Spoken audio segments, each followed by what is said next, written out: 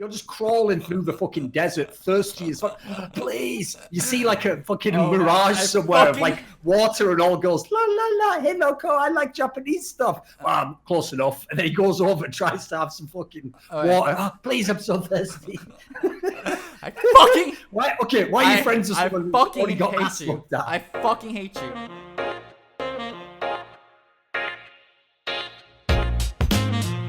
Right, this is going to be episode 15, I believe, because actually Loco's editor, I noticed, put episode 13 on the thumbnail of the Chowster episode, yet called it episode 14.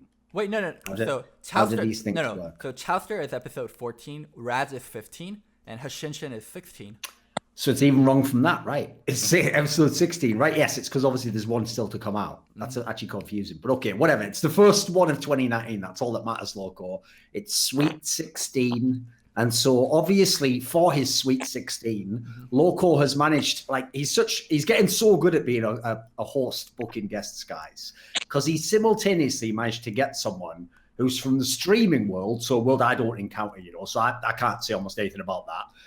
Someone who is known only for playing the game, the area I know the least about League of Legends. And you're going to love this one, the third part. Someone whose job entails actually being at a computer with a webcam and a good mic setup. So Loco managed to arrange it when he's not at home and can't do any of that stuff. So with all that said... I can go to LA after this. It just occurred to me. Like, the thing was, like, you told me the date, and I was like, I'm like sitting there on the plane, and I'm just like, oh, fuck. Okay. It just dawned on you then what day it was. Fair enough. Dude, so anyway, our guest is... Look, shut that fuck up, Loco. You did this episode. Our guest is Hashinshin, who is, as I said, a streamer, mainly known as a top lane player. Right, here's the thing. I'm going to tell you right at the outset. Loco has made a topic list, right? You all know about my thoughts on Loco and his topic lists. This one might be the most outrageous of them all, because...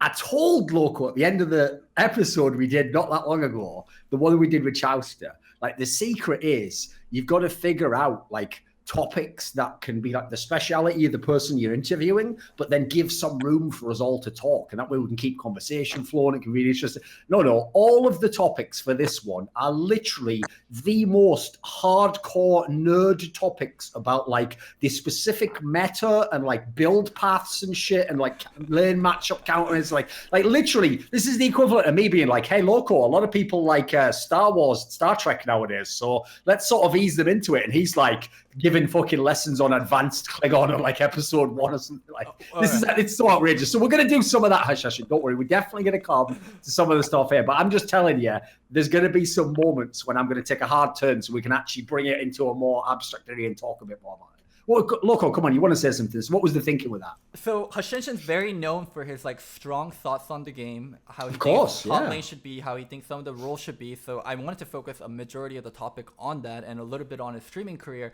I think there's some common grounds in that, and I prep topics like, man, I put in the work. What do you want me to do? I'll just go ahead and say, Loco, people aren't that interested in like this many of those questions. We can do some of them. Let's see where we get with it. Okay, we'll see what you guys come up with.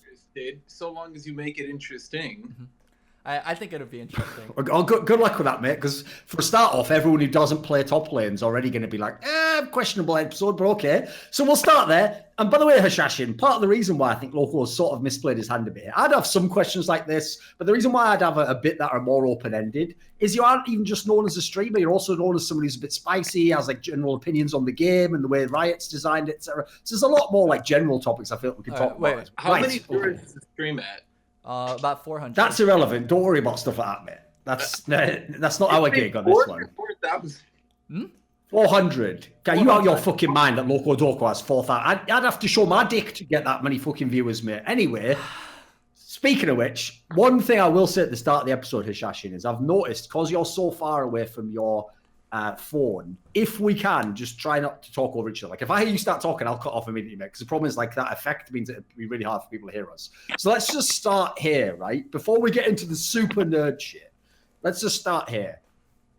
Why is top lane so important to you as a position, right? Because it's a role that I've known a lot of players who are pro players throughout the history of League of Legends, and I've always said, aside from like bearing in mind junglers always complain all the time because they get the blame. I don't include that role, but to me, the role that complains the most has got to be top lane or AD carry, right? And I even think AD carry doesn't generally complain as much as top lane because top lane is just a 1v1 position, you know, people have like a very us against them mentality. So why keep playing the top lane? And why has that always been the role you gravitate towards? Like, why not branch out more and go into a different role? What's so interesting about top lane, man? Okay, so I guess this is more of like a general answer. I'll try to keep it, I guess, light for you. But when you think of mid lane, right? Mid lane, 90% of the time is just mages, right? And most of the time, especially recently, season 7 forward, mid lane's mostly been about shove in, roam, you know, try to interact with your least as possible lately. And bot lane constantly flips if the AD carry or the support is a more important role. And jungle, every different season is different. You know, there's no way to say what they are in any season. Now they're a mid-game carry, I guess. I don't know.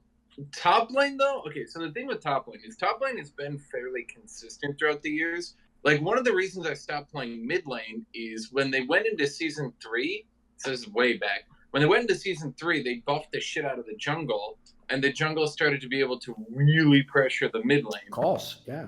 Yeah, the mid lane stopped really being a 1v1 lane, and I didn't really enjoy that, like, you know, it was mostly about, like, trying to get kills with your jungler and pushing, not so much, like, let me give you, like, an Alex Eek, like, you don't do, like, poke harass anymore. Like, you can't E. That's the best way to put it. If you were to play calm mid, you wouldn't be able to E forward anymore just to poke, because then you would get ganked and die. Right. Like, you have to get a kill on that. And so top lane's like the last lane that kind of like, it's still about the 1v1. It's still about you against your opponent. And I'm going to expand onto that further. Top lane is the most diverse champion roster in the game. If you play bot, there's frequently 2, maybe 3 good AD carries. If you play mid, you're kind of looking at the same thing. But top, and maybe this is due to the counterpick meta, which I hate, but top typically has 2, maybe 3 good openers, and then each opener has like 3 champions that you can play against that.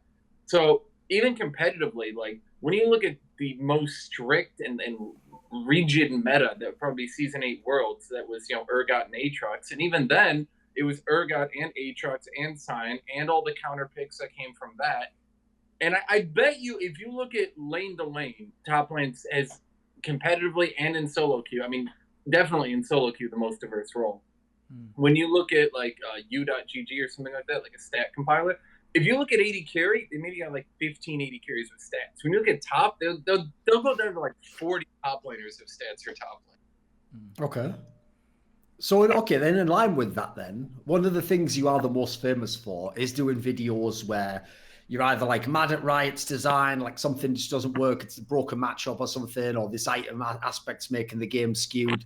Hasn't the recent set of metas essentially been in line with what you would want? I mean, I noticed from most of the videos I've seen of yours, you seem like you're in line with what I like, which is I like top laners that have the possibility to carry at least. Like, if you really do play amazingly yourself in lane, that should mean something, you know. It's not like when everyone had to play Dr. Munder or something, you know. So do you like some of the more recent meta switches?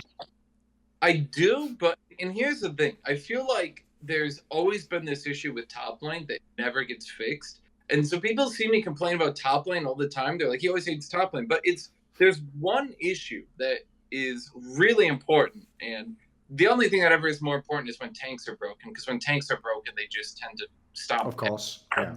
But the one issue has always been the counterpick meta. And the counterpick meta has never been fixed. It's still there to this day. Where realistically, like well, people always say, how come Jax isn't picked competitively? Because if you pick Jax, you just instantly get countered and you turn into a useless piece of shit. Whereas in solo queue, the best way I can describe it is top laners feel like they're losing win percent if they're not counter picking a second pick. So like, let's say let's say I've been playing a lot of Kled lately, right? If my opponent picks, say, Fiora, do I still pick Kled if I want to play Kled? Well, no, I should probably pick something like to bully her out of lane, right?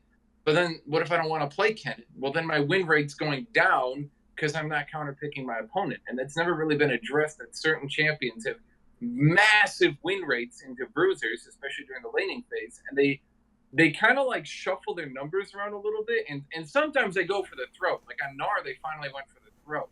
But especially in solo queue, you'll see a lot of these picks that aren't popular, but kind of just make you not want to play the game.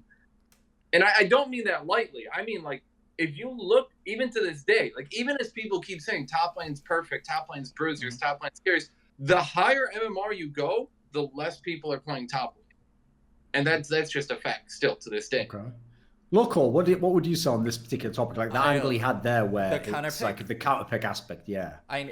It's like that for a lot of the roles. Like for mid lane, like if you play control mages and then enemy pick Vel'Kods, like it can be like really fucking destroying. Or that's just like pure fact of League of Legends. And like on your Jax point, if the reason people don't play Jax in competitive is due to counterpick, but if Jax is really that strong, can't people pick him as a 10th pick or once all the picks are done? Like as a last pick or something, yeah. Well, here's my counterpoint to that. I actually have thought about this. The best way to describe the counterpick meta in top lane is it's kind of like okay, I thought about this and I forgot the movie. What was the movie where they had the glasses and the guy said, "I'm here to kick ass and chew bubble gum and all out of gum"? Oh, I mean, it's Duke Nukem's the game that references. Yeah. What is the movie? Oh, They Live, I think, isn't it? Isn't it the one we asked them? You can see through reality or whatever. You could only see that there were like these aliens by putting on glasses, right? I would say for this, playing top lane is putting on the glasses. The amount of people who will come to me and say, "I thought you were totally full of shit till I played top lane," is incredible. Because if you're playing mid, right, like you can't win the 1v1, but you can still kind of push your wave. You can still kind of roam. You can do stuff. But like if I'm counterpick top lane, I'm last hitting under turret. I'm praying their jungler isn't coming for the dive. And if he does, I just die. So oops. That's what you signed up for, though. You like the one-on-one of top lane. Like you like how. Right, but but where's the 1v1 if he's being counterpicked and he's sat under his turret? Thorn gets it. Wait. So for mid lane and bot lane and other stuff, the reason why 1v1 isn't so prevalent is because mid lane you can be ganked from both sides, even in a bad matchup. The lane is short, but the stuff that Hashinshin likes, like being able to 1v1 someone and go mono to mono, is like it's gonna make counter picks like that much more prevalent. Okay. Like understand that, like if what is it right now? Urgot into Jax was considered like you want to pick Urgot into Jax, right? Mm-hmm. But the thing was, Urgot can still die to Jax. Like, it's not a completely unwinnable matchup. Mm-hmm. But, like, let's say I play Jace. Mm-hmm. Jace, until, like, level 11 or so, like, after you start completing some, will literally be able to auto-attack Jax through Counter-Strike and still win. Like, there's functionally nothing you can do other than last hit under your turret. Like, that's true of all melee to range matchups. So, like, if you're in a melee to range matchup, like, as a melee matchup, like, you're better suited for ganks. Like, you bring more CC, like you're tankier. Like there's things that Jax does better. Like that's the whole point of like picking Jax, or people would just all be picking Jace, right? Right, but my point here is that you're saying here's a 1v1 lane that people like playing for the 1v1, but in the counterpick meta, that all goes out the window, and instead, if you're playing the game properly, it's about counterpicking your opponent, not letting them play the game, forcing them under turret, and not letting them contribute. Like every time I play Kled, my opponent should be picking Fiora and just saying, well, that's it. Mm-hmm. They don't, because they have their picks. They want to pick their picks. They want to have fun. But the fact of the matter is, the higher MR you go, the more people are going to want to win, the more they're going to try to counterpick, and then the less top laners are actually going to show up to play top lane because they're going to get very frustrated with not being able to do with what they enjoy. What do you think of that at Loco? Because like, obviously, I mean, maybe you can pull it up now. Like, can you look right now, Loco, on one of those stat sites at what like the LC, like the Korean solo queue ladder is now, and see like the top 10 spots. See how many of those are top lane. Well, it's not because top 10 spots are. It's as a whole. Like when you get into diamond, like the higher MMR you go, like the top lane could occupy 10 out of 10 top slots. Like it could just be overpowered completely, absolutely. But it's still disproportionate for how all these people are saying top lane is dominant, top lane is great, Jax is overpowered, etc., etc. You still have top laners occupying a lower amount of the rank, like the rank slots in Diamond Plus. Did you watch much of Worlds? I watched a good bit of it, yeah, actually. Okay, right. How do you resolve your thoughts in this sense with that? Like, is there something different about how it's used in competitive? Because a lot of people would say top lane was one of the most important roles at Worlds. Like, I mean, obviously the team that won had an amazing. Here's an actual counterpoint to that I think a lot of people don't consider is that when bot lane carries, that's what they do, right? When mid lane carries, that's what they do. But when you saw the Aatrox go off and you saw the Aatrox split push and kill the Urgot, that was like a big deal and everybody talked about that. But they didn't talk about the 4 other games then when it was like Urgot v Sion and it was just top lane doing nothing. Whoa, so Sion as a pick died out completely at Worlds, and like the big thing was playing to bot lane doesn't matter that much anymore. Was like you would wasn't Khan still using Sion Khan to destroy Urgot? It was like earlier in the tournament. Early in the tournament, there was more Sion and like Urgot's pick, but like as we got later and later into the tournament, Aatrox went a lot more up in value, and people started picking almost exclusively carries. But to speak on a little bit versus the AD carry versus top lane and why people talk about it was such a good meta for solo laners was like you would get champions like Kai'Sa that get fed to like 3-0, 4-0, and they would insta-die to like Aatrox's, Irelia's, Akali's that are like 2-0 or even 1-0, where AD carries had very little agency versus like these top laners once that they got fed. Like they were unstoppable. Like what do you do versus an Aatrox versus Ulton? What do you do versus a Kali who's untargetable? What do you do versus Irelia who has so many dashes? Like these champions was able to shove them out. Yeah, go ahead. I feel like a lot of this, and this is, I'm not trying to like sidestep your argument, but I am a little bit here. I feel like a lot of this comes down to, because you mentioned 3 champions, Aatrox, Irelia, Akali, right? Yeah. All 3 of those champions have something in common. They've been reworked in the last year. And they've been intentionally reworked in a way that makes them blatantly overpowered and competitive and extreme high yellow while being average to weak at every other point. And I feel like Riot has reworked enough champions that can go top lane in a way that they'll absolutely dominate competitive play just by their design, that it's almost being a red herring. Because, like, when people say, okay, I hear this all the time, like, Conquer is broken, right? But when you look at competitive play, it's Yasuo and it's Irelia, and that's it.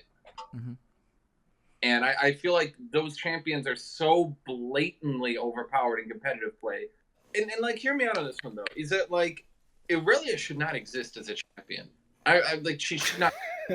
So, starting point, okay. I mean, okay, but like, look at Aurelia's kit and look at what she's doing the competitive play, and it's just, like, the champion has been just tailor-made to dominate competitive games, and it's just, it's so absurd. And even non-competitive. It does seem to me like a champion, like if you had to identify some in history where it can only be completely broken in solo queue or like 40% win rate, you know, like it can't be anything in between.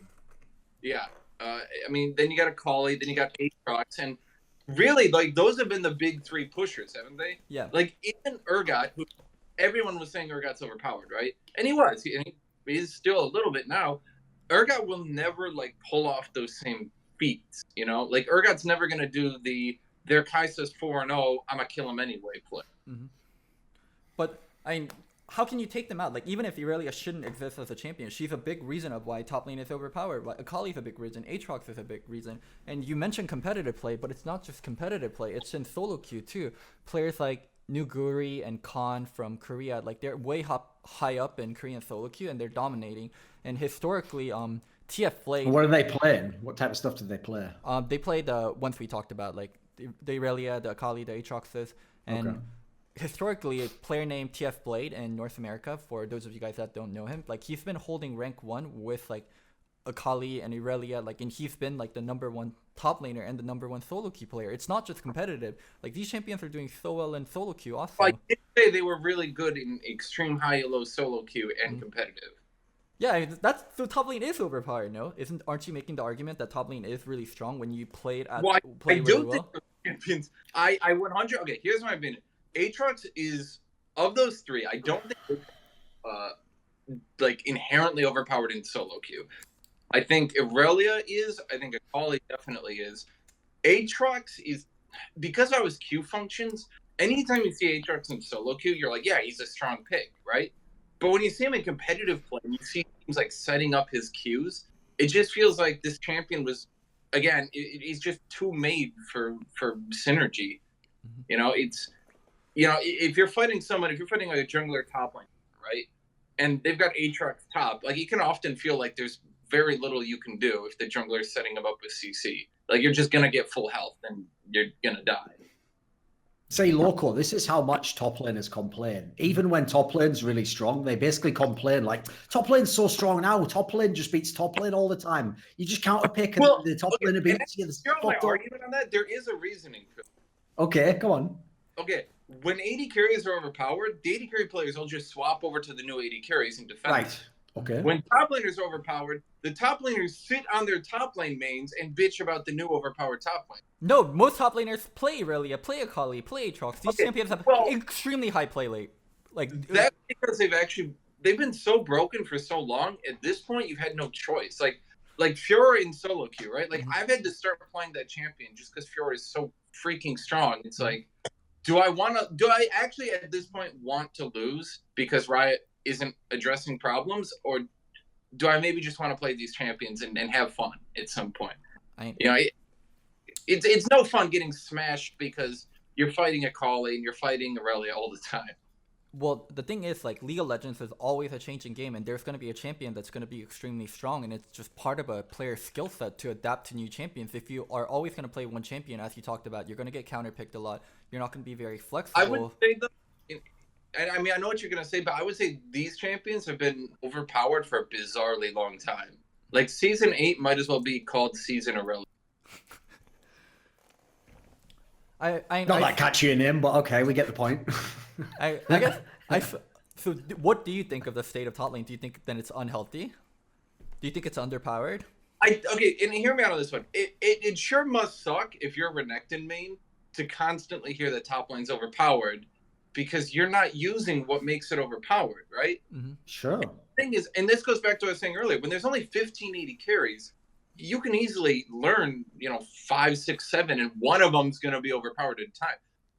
I know like 30 top laners, and I can still have them not be overpowered. Right, wait a second. So essentially the gist, if I tie this all up, is that like top lane, the role isn't overpowered. It's just that because these few picks are so insanely strong, especially counter-picking each other, that's all everyone does or should play. Therefore, you don't actually get to play the things in the top lane that would be fun for a top lane to play, aside from those champions. I would also say that Aatrox has a tendency to hit, like a normal champion has bad matchups, good matchups, and average. Aatrox has average matchups, good matchups, no real bad matchups. Mm-hmm.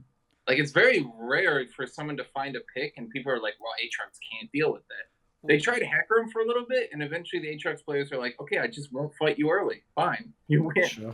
Isn't that what you wanted, though? Like a champion that doesn't have to get counterpicked that's so much? what I want. But what the problem is that, like, when there's a lot of champions who are weak to Aatrox, right? Mm-hmm. That makes him a very good pick. And this is why I'm saying, like, I really don't actually want Aatrox nerfed that badly, because he is kind of like a very good example of a champion who can deal with ranged picks, right? Mm-hmm. But it's very rare, unless you've got a very in-sync team that's setting them up for queues, it's very rare that, like, I fight an Aatrox and I think, well, this is bullshit. There's absolutely nothing I can do. Mm-hmm. Like, I can play Kled against Aatrox, Renekton against Aatrox, and have a great time.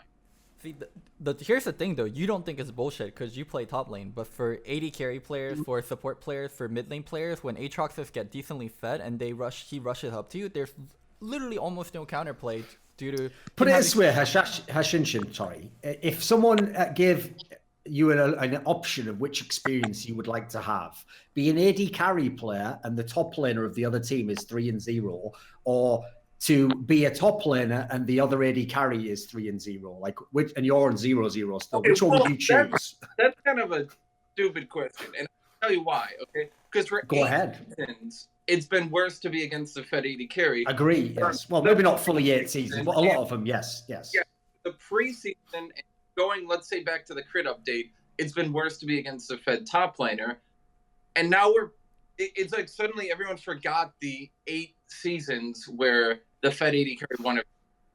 It's... Oh, by the way, I will just say, as a side topic, I'm just doing that as devil's advocate to try and help Loco make the point. I personally actually think it's fine for him.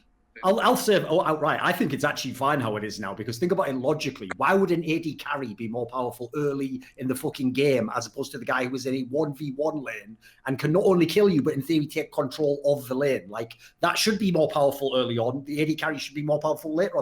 That seems to me like the natural order of things. So what is your counterpoint to that, Loco? Like, why is that a bad thing? That's fine in itself. AD carry should be weaker earlier, but now ADK power spikes get so delayed. AD carry crit items are so inefficient compared to before. And like mid and late game, AD carries like lose control to top laners that are equally fed. When top laners and AD carries are equally fed nowadays, like the top laners become more valuable. Like as we talked about, like Irelia, Akali, Aatrox, these champions, like they have so many dashes. They have so many ways of getting into you. Like, what do you do as an AD carry? Like, I think the state of the game is so biased towards solo laners right now, and solo laners and junglers.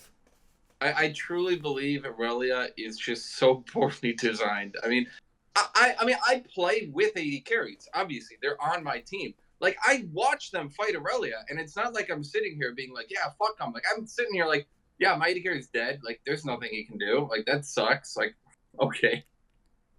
I mean, I fought enough, or I should say, I fought enough games where, like, I'll watch my AD carry during a fight, and they'll dodge the Irelia E, and they'll flash the Irelia ult, and then they get, like, hit by, like, a random mage skill shot that they didn't see, and then they're just dead from full.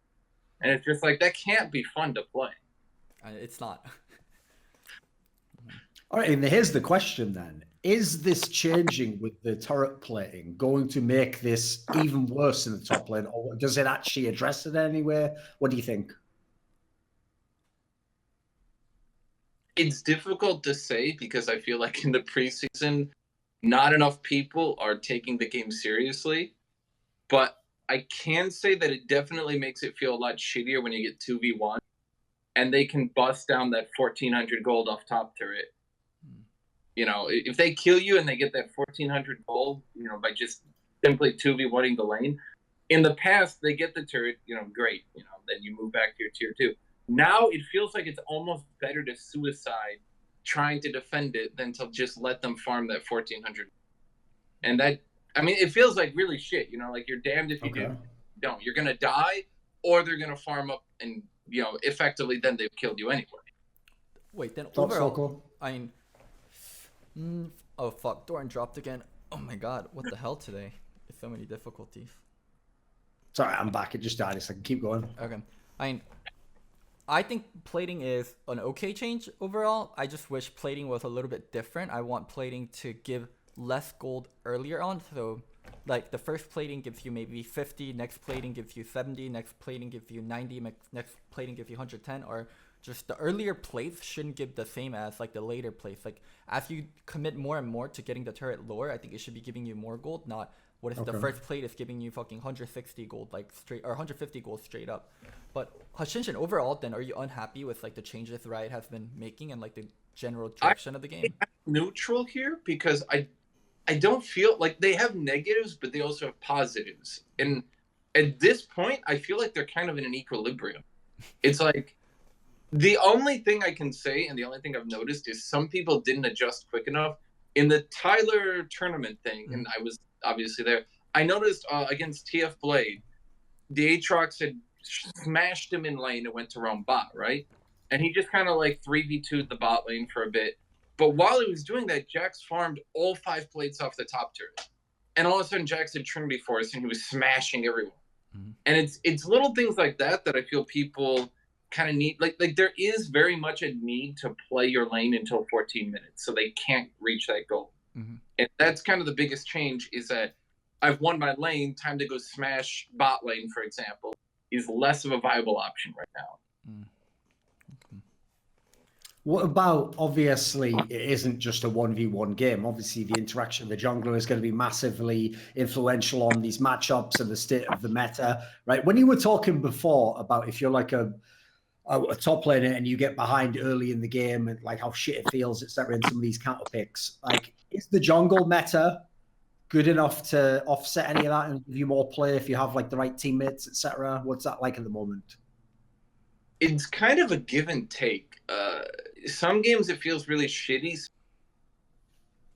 If you get massively ahead, right, And there's so many comeback mechanics in the game right now. There's so many. I mean, higher XP for killing a higher level target, comeback gold, and even things like the gold for being on a gold advantage.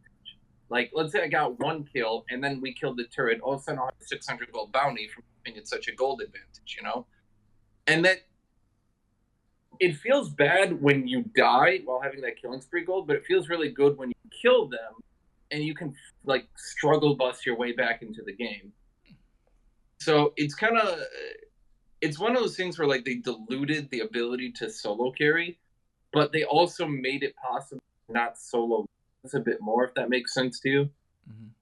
What about this? Let me play devil's advocate for a second, because normally, because people know I'm someone who like is a purist when it comes to esports. Like I want things to be like as show off as much skill as possible. I don't care if like plebs and shit players can't use it. You know, I want everything to be like very difficult but very skilled, and like let's let the players be like artists, you know, and show us what they can do. But I will say, even though normally I argue against comeback mechanics, because, for example, I don't like the idea that if you're leading, the other person just gets started like fucking Mario Kart. Like, well, one person can't lead the whole time, someone else has to have a chance. Like, I think that's actually like sucks for top players. But at the same time, the counterpoint, the devil's advocate point position, I would say, is this: is that is also where a game like League of Legends is very different from sports. Like, okay, yeah, in sports, you don't need a comeback mechanic because there's also no boost. Like, if you score a point in an NFL game, you don't get twice as powerful next fucking next like series, do you? You're just the same person, and then you have to just do it again if you want to score again. So at the same time, in the game, people would argue, surely, without some comeback mechanic, it just becomes snowballing. Like now the kills early on are worth so much more because your champion gets more powerful through converting the gold into items. So don't you need some equilibrium between the two? I mean, I've definitely... I guess one thing people don't realize is that back in the day, so like let's go all the way back to Season 2, Season 3, right? Mm-hmm. Items were generally less effective, if that makes sense to you. But there was far less comeback mechanics. There was far less ambient gold. Sure, so of course. If I built all the way to a Trinity, that Trinity as compared to a modern day Trinity would do less damage. But in return, there weren't as many comeback mechanics. And now that, like, if I complete a Trinity, right, I'll gank, like, anyone dies if they don't have a comparative item. Like, they're just dead. Like, you cannot fight back against a Trinity without a comparable item.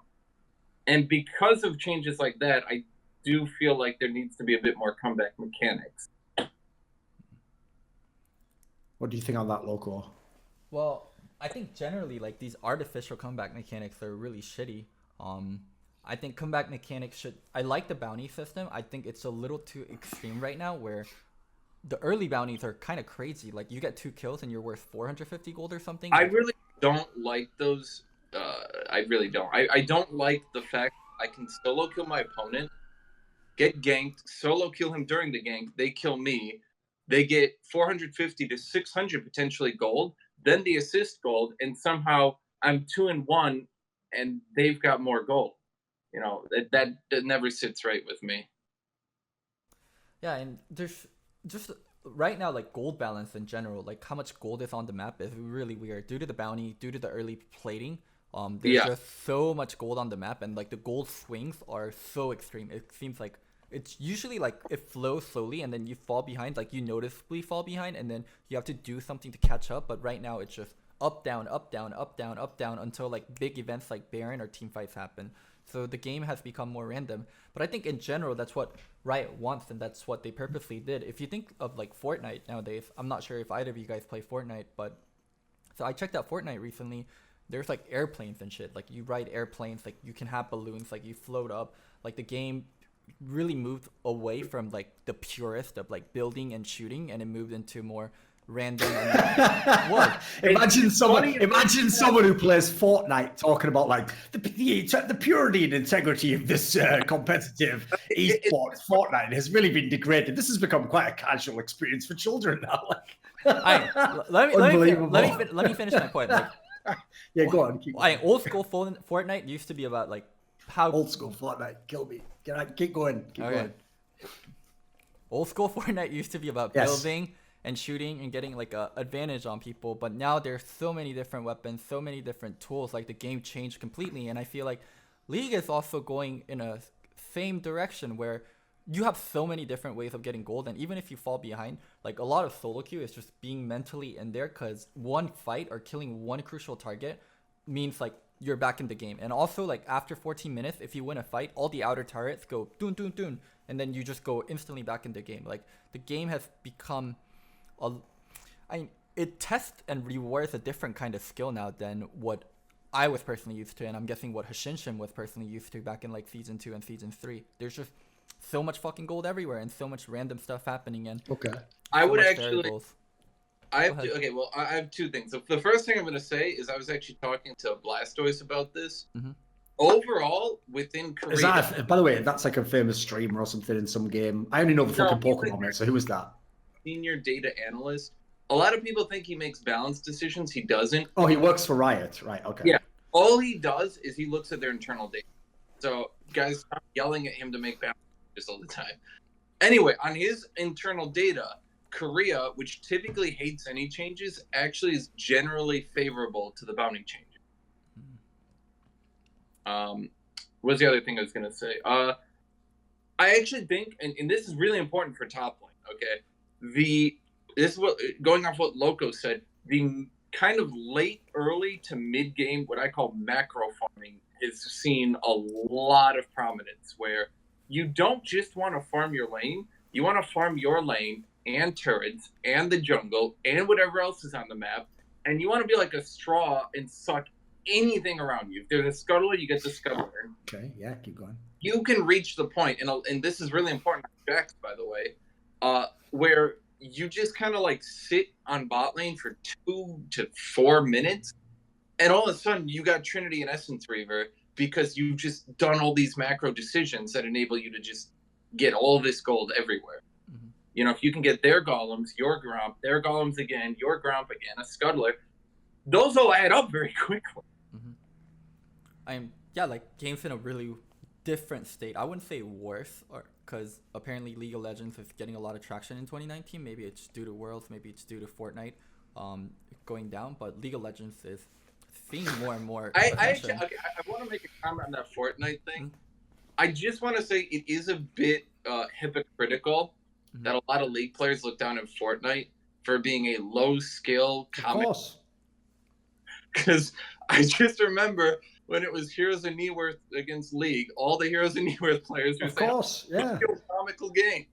Here's a new Earth. It's the mechanical one that actually has all the Dota mechanics. League's like Babby's first fucking MOBA or whatever. Yeah, of course. Yeah. And then if you go back before that, like every game went downhill like that. Because think about it logically, the earliest people to play video games online were the most nerdy people. So they were the people who wanted a game where, like the original Quake game, it's no exaggeration, there is no comeback mechanic. If you start beating someone, you just beat the fuck out of them for 20 minutes. They sit there going, can I ever have a chance? You go, no. And then it's like chess or something, you know. If you're not any good, you can't just accidentally win. You shit. So every game got slightly easier for normal people to play. And now we're at the point where, as you say, yeah, the idea of like looking down on Fortnite that much and then being like, but League is a truly strategical. It's like, get out my face. Like the difference is negligible at this point in time, guys. I do want to say though, and this is kind of funny with that, is it's also kind of funny. Loco talked about the purity of Fortnite. And that's amusing to me because I do try to follow everything I can. And I'm not like super into Fortnite. But it's funny, a large complaint a lot of Fortnite players have is that, oh, the game isn't about building and shooting anymore. It's getting away from its roots. Mm-hmm. And I think it's kind of funny. It's just, I feel sometimes the developers have an idea for the game. And sometimes it works out and people go, oh, they were right. Yeah, this is better. And sometimes it's, dynamic queue.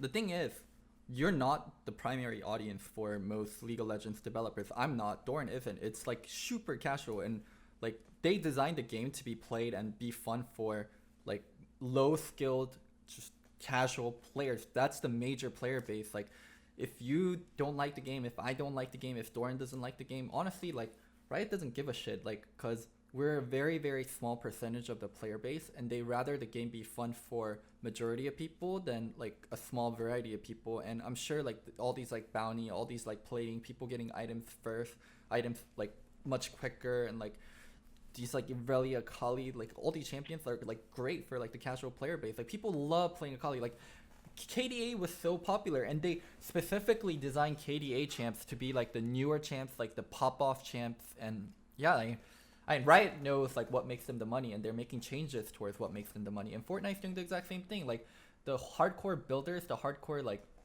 shooters, like those are not the primary money makers for Epic. It's like the people that play casually. They're like, holy shit, look at this cool skin. Holy shit, there's a sword now in Fortnite. Holy shit, there's an airplane now in Fortnite.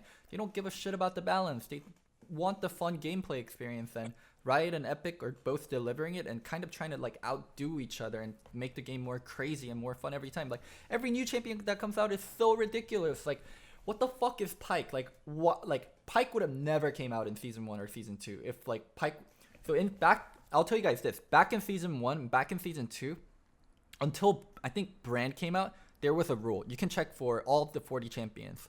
You get 3 damage skills and you get 1 utility skill. I remember that. That's So- why it's lower AP ratios.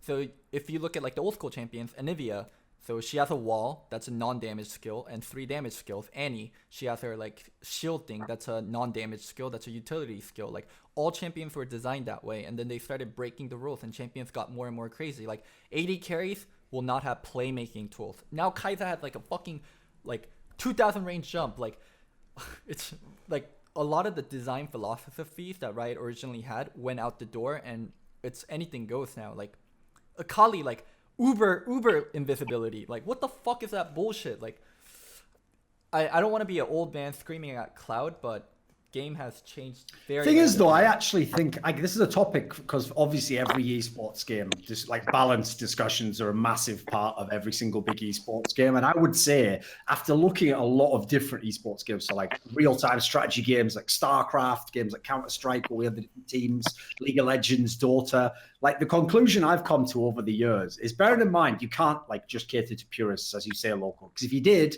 yeah, we'd have an awesome game and there'd be about fucking 2,000 people in the world to play it. Like, you know, there wouldn't be the massive amount of people we need for it to be a giant game, even for just for streamers, and more importantly for esports. We need a lot of casual people to play and watch it. But I would say this, the general rule I've come up with that I think like designers should try to stick to is you should try and make it so that every really powerful ability is really difficult to use. And that should be the intuitive logic to the game. Because that way, when you make a champion that is very powerful, it doesn't make it completely broken at the low level because they won't be good enough to use it. Like it will, like for example, I'll give you a great example. Okay, the reason why famously there was like years where Thresh was always going to be a champion in the meta, no matter what they did to it. Lee Sin, another one, because if you were very, very good, the tools these champions gave you were amazing. Like you could always make it work, no matter how much they nerfed it. No, same with fucking LeBlanc, with Rice. These champions always come back because of the things they could do, right? That logic almost works. It's just that on the other champions, they don't do that. They will make a champion that's incredibly powerful, and it's literally like an on-hit ability, or it's like just a simple throw out a skill shot. Like that's the mistake I think they make in the design, because what you're trying to do is an impossible task. You're trying to make a game that plays reasonably well for normal people so they enjoy it, but isn't super broken at the pro level. And the current design philosophy, you don't get any of that. There will always be things insanely broken at the pro level, and then things that just don't even work at the shit tier level, you know. So I think they just go the wrong way, personally. What do you think, Cash? Okay, so I don't know if I'm agreeing or disagreeing with you, but I will say that was it Loco who said we aren't the primary audience? Yeah. Yeah. I would say, and this is kind of something that I'm not going to refute him, but I'm going to say something that like kind of agrees with him to an absurd degree. It's absolutely moronic as a company that they're trying to get the casual audience while then also saying, here's these champions, Irelia, Aatrox, Akali, who are absolutely unplayable at the low ELO, but make every streamer hate the game, that make the competitive game stale, because not only are you saying, here, casual player, you can't play this champion, but then you're saying, here, casual player, when you go look at a stream, they're going to be pissed off at the game at this champion. It's like a quad lose scenario, and I don't understand why they're pushing it so hard with so many different champions. winner. I mean, I will just translate, by the way, for everyone out there who's someone who's in the esports world. I often say this, Loco, on my podcasts, but it's on ones that you weren't on. It's like a narrative wicket. I've referenced this many times. The problem we have is this. When we discuss esports or League of Legends, we discuss it from whatever our frame of reference is. So if me and you talk, Loco, we're talking only about the esports part of League of Legends. If Hashinshin talks, he's talking about the solo queue part of League of Legends. And unfortunately, when you do that, it's impossible to think of like, oh, who's the main person this is for? I won't think of my own interests or what I would like. Obviously, you're going to think of your own position, right? And what you're seeing in the game. And I will say this, it becomes a lot more easy to understand Riot's decisions and what they do if you ignore everything they say and just look at what their actual actions are. Because I'll just go ahead and say it. Everything they claim they're doing for the esports side of the game, they're almost always lying. Everything they say they're doing for streamers and Halo, almost always lying. All they do is just cater to their audience, which is the 99% of, I think it's about like 94% or something of people, right, who are in fucking silver, gold, and bronze. That's it. That's their audience. That's who they cater to.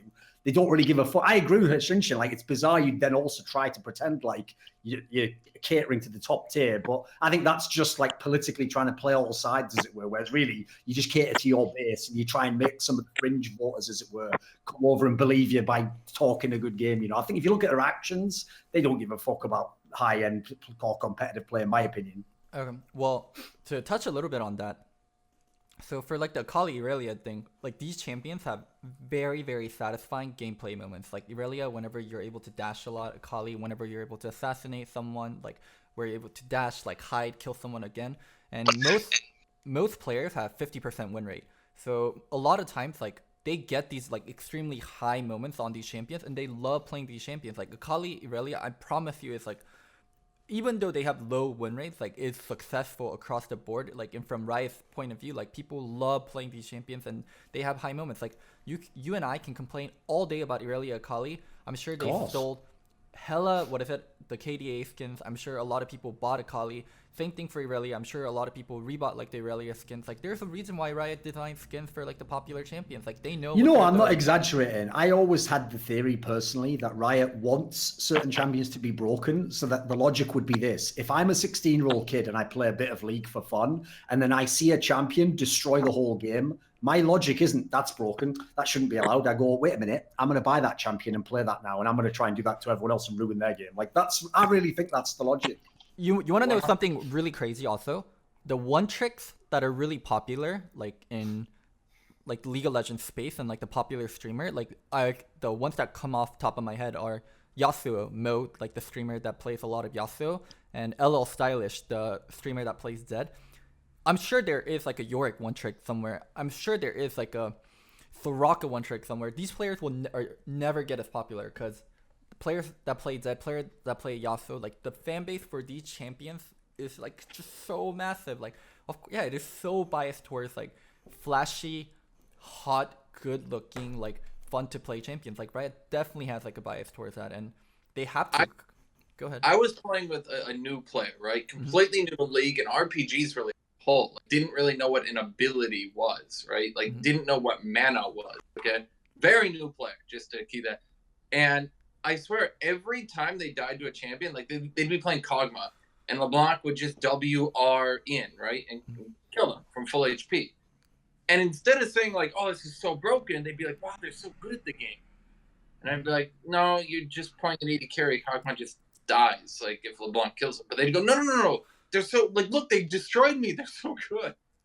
And so I definitely agree with Thorin that is the new player mentality. Like, they're not immediately gonna jump onto this is overpowered because they don't have like a gauge for what is. They don't have a what's the right way to put it? Understanding or the knowledge or like a but like, so I think the game is gonna go towards this state. Like, I think League is gonna go more and more towards this state, and the game is gonna be less and less purist, as like we like to call I've it. got a topic we can discuss then, because there's definitely every top laner in the world is obsessed with where his jungler is on the map and why his jungler isn't ganking his lane right now, because honestly, bro, if I get this kill, like, I'm going to carry the whole game. Like, we all know that is a fact and is a mantra repeating in their minds, like some sort of fucking PTSD ex-Vietnam veteran just hearing his sergeant over and over, "We're going in the trees, man!" Like, so this is the question. Is the jungle too overpowered now? Like, does a jungle come in for the early ganks and they're just too strong, like the damage they can do, how buff they are? What do you think? There was a video on Twitter the other day that showed a jungler who kept level parity with the opposing jungler while ganking top every single minute for the first 5 minutes of the game. Not even getting kills, just the fact that they can buff top level 2 to level 1, right? Then they go clear scuttler to camp top level 3 to level 3 or level 2 even. Then, second buff camp, rotate over, maybe another camp. Now they're level 4 to level 4 gank top. It's like, as a top laner, what if you ever watch Conan, right? In Conan, the only thing that beats a wizard is a wizard. I feel like in League, the only counterplay to having a jungler gank you right now is to have a jungler. Like, it doesn't really matter how much you ward. It doesn't really matter. Like, they'll shove you out of your lane. Even if you avoid every game, you get shoved out of your lane. You can take damage. If you're in a matchup where you need to win early, that can suck too. Like, if I'm playing Kled against Fiora, and my only real hope is to bully her early game, like, okay, great. So she gets 6 for free. Like, now I'm fucked. And obviously your jungler better not be just clearing the bottom half of the map while you're playing that matchup. I know. It feels like the right way to put it is you want to balance the highs and the lows. And right now the lows being camped and not getting support are so abysmally low that the highs of when you get camped don't even feel that good in comparison. Well, I mean, like, the counterplay to it is, like, you play safe, like, you give up CS, like, you wave control best as possible, and hopefully your jungler on the other side of the map is getting more done. And is, like, that is, like, the counterplay, and that is, like, the balance. But even, like, with the jungle thing, jungle's becoming more and more casual. So back then, like, what mattered so much about jungle is, like, pathing. We would talk about how important it was to path properly and how important it was to take ganks that are actually worth it. And if you waste time, like, you would get your camps taken away due to, like, rubber banding mechanics, like the bounties we talked about, like the XP from kills. Like, jungle's very simple now. Fight for crab at level 2.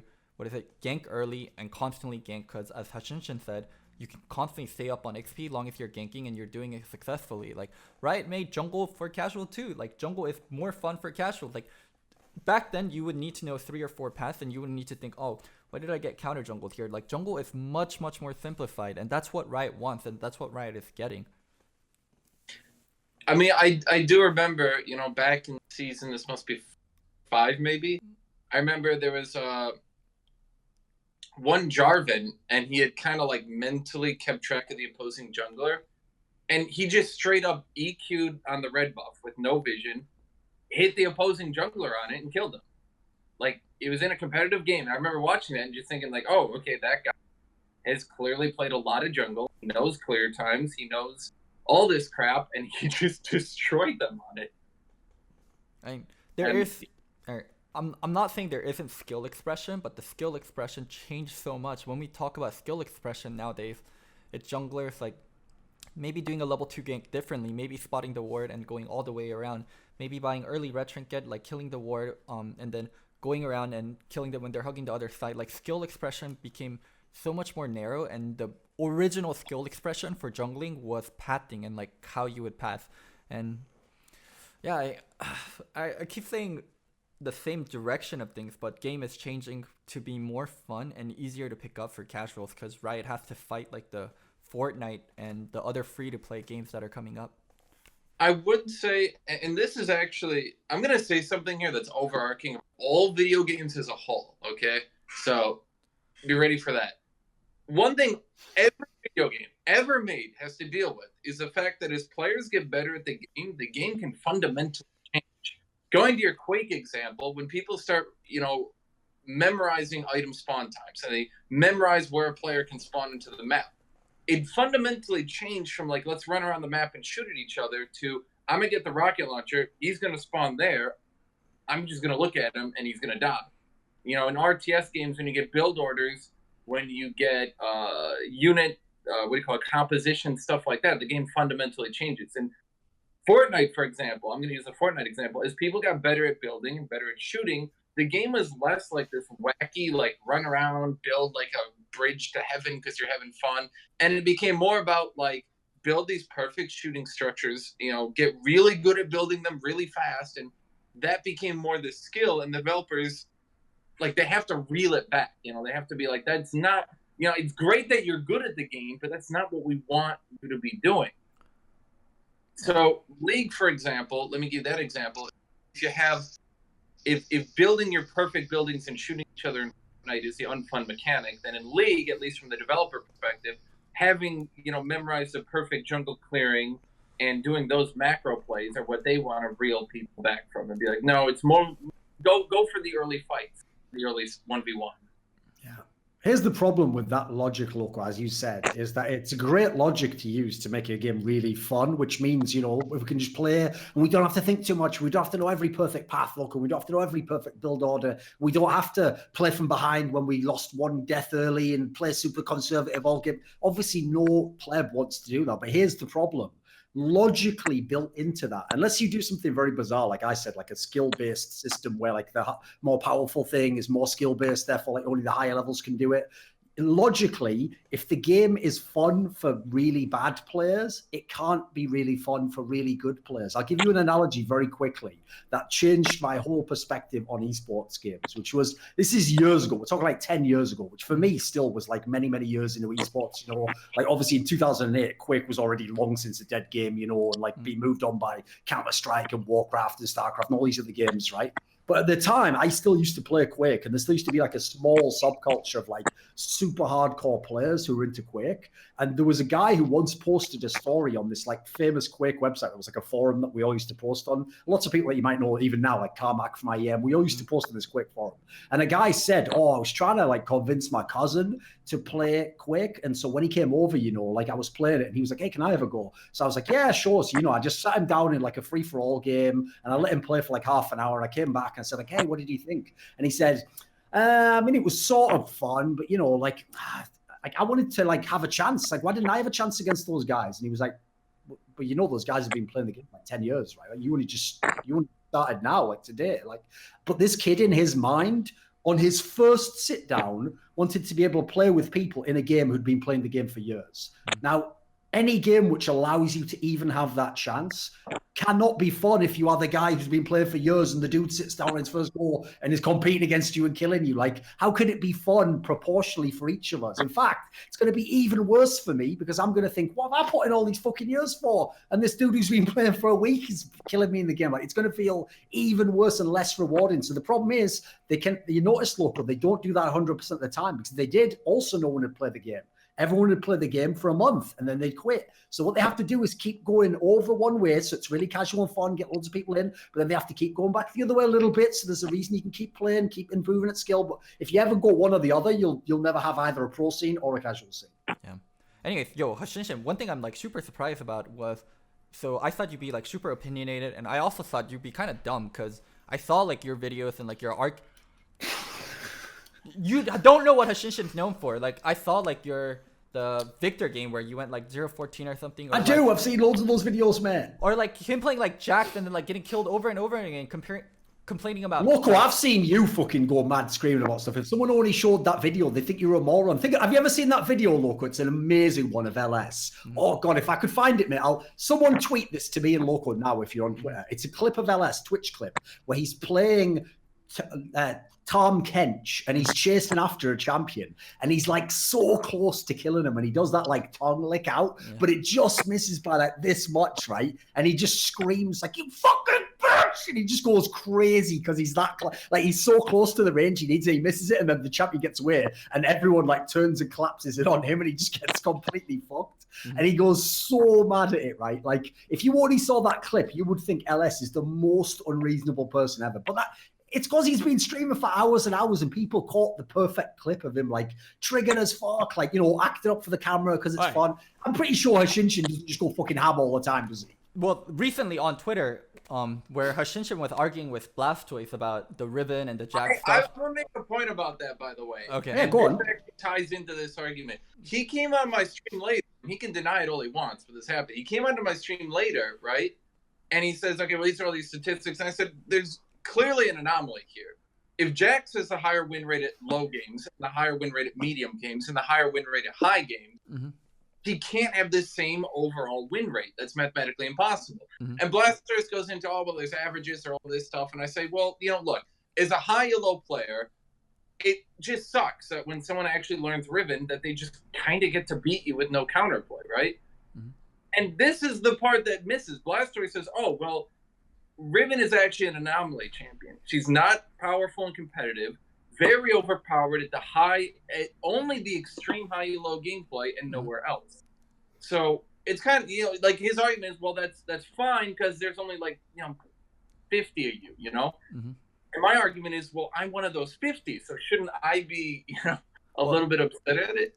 I mean, the thing is, like, you should be upset, but as we talked about, like, you're one of the 50, where Riot is catering to the 5 million or the 50 million. He'll look at that and say, well, you're clearly being unreasonable. You're 50 of 50 million. Who gives a shit? Mm-hmm. And I'm saying, well, in a democratic system, wouldn't I then use my stream and my videos and my power to enhance the fact that I'm part of these 50 to maybe make it 5,000 people, of my opinion? Just tell him, listen, if I'm only 50 of that 5 million, why are you talking to me more or not? That's right, because my opinions actually have some value and people care. So now you're back on track, Riot Blastoise, who is one of 7 billion, and quite frankly, one of people in Riot that no one gives a fuck about. So we'll listen to you because you work for Riot. So do you see the logic there, mate? I'm going to tell you a funny story, by the way. That video where I told... right?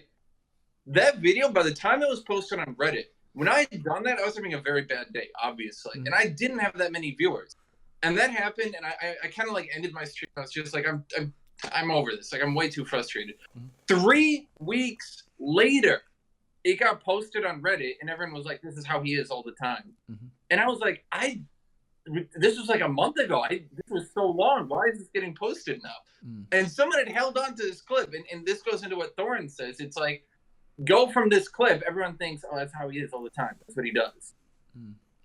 Okay. Well, I mean, I'm getting like a different point of view at you, and like to touch a little bit on Blastoise part, right? Blastoise can never say what is actually his argument. Your opinion doesn't matter that much. You're one of the 50. He can never say that from like Riot's perspective. He can never say the truth, which is, you don't make us the money. You're one of the 50. Like, you honestly don't matter that much to us. Like, they can, as from like a company perspective, they can never say that. So I feel like it's a losing argument for him, and he just has That's to, why like, it's disingenuous for people like him to get involved in those arguments, though. It's the same as when the people from the Riot esports division used to argue with me over like format and stuff. It's like, you guys aren't making it for me, so don't argue with me as though you could ever agree with me and then implement my changes. Like, you automatically have a disingenuous perspective because you wouldn't admit if I was right about something if it goes against what you think will succeed. Essentially, they're just only being what they think is pragmatic, whereas we're talking about people who are idealistic or have their own vision of how things they should be, I mean, for like the esports stuff, like, they can tell you like, oh, we think competitive integrity matters so much. We want to make sure we have the most competitive integrity, like, tournament and all that stuff. They want the most successful tournament. They want the most eyeball tournament. They want the most exciting tournament. They couldn't give if flipping a coin what would give them the most viewership, they would flip a coin instead of playing a League of Legends match. If flipping a coin meant the future of League of Legends was the brightest and it would get the most Some would say that is what top lane is now. Just a joke. Keep going. Yeah, but I mean, from Riot's perspective, they will never say like what are the actual facts and what their actual arguments are, and they have to cater to, we care about the players, we are about the players. That is one thing I've always found really, really fucking annoying about the company, is they will say anything. They will lie out of their ass. I remember when they nerfed Top Kane, right? They went on Reddit and they said specifically, don't complain, guys. If Top Kane is bad after this, we will go back and adjust it. And everyone, while the patch was coming out, was like, okay, well, I guess they're going to go back and adjust it. After the patch came out, after it was too late to complain and the community was largely silenced on it, they went back and they said, we don't actually want Top Kane to be played, so we're not going to. I mean, and it's like, how do you deal with a company? Sometimes it's how I feel. How do you deal with a company that will actually just lie completely 100%? And they're doing it, but like the player base as a whole still for some reason believes them. And it's hard to argue. Like, in the Kane example, I could say, oh, well, they're not going to let Kane be viable. And your average player is going to say, Well, no, they said they're going to let Top Cane be viable. Why wouldn't you believe them? The thing is, they probably wanted top Kane to be viable, and they're like, oh, actually, the Kane players are just switching over to jungles, and we're getting enough play rate for Kane, so we don't need to make top lane Kane viable. We can just keep it as is. Let's just make sure. Listen, Kane is everyone viable. knows top lane Kane will always be viable. Just get better at Nasus. Decane. Right. Shout out Trick 2 Jake. Like, you want honesty and clear communication from Riot, but that's not their primary goal. Their primary goal is I know. Just, I think as compared, I've dealt with other companies, and they'll take PR hits for saying bad things, and maybe from like a company perspective, it's obviously a bad thing. Like, do you guys ever play Paradox games? What the fuck is Paradox? I don't even know. What games did they make? Which company I see about? There was a game out, and the lead developer, a lot of people were hamming. They were like, this game doesn't do this. We like it. And he eventually he put out a forum post. He's like, this game is not this. It's not this. It's not this. If you want the thing, don't play the game. Which is very straightforward. And he got absolutely massacred for it. People were calling for his resignation and all that stuff because they said you can't do that. You treated us so poorly. And I'm thinking to myself, like, he put it the most blunt way possible.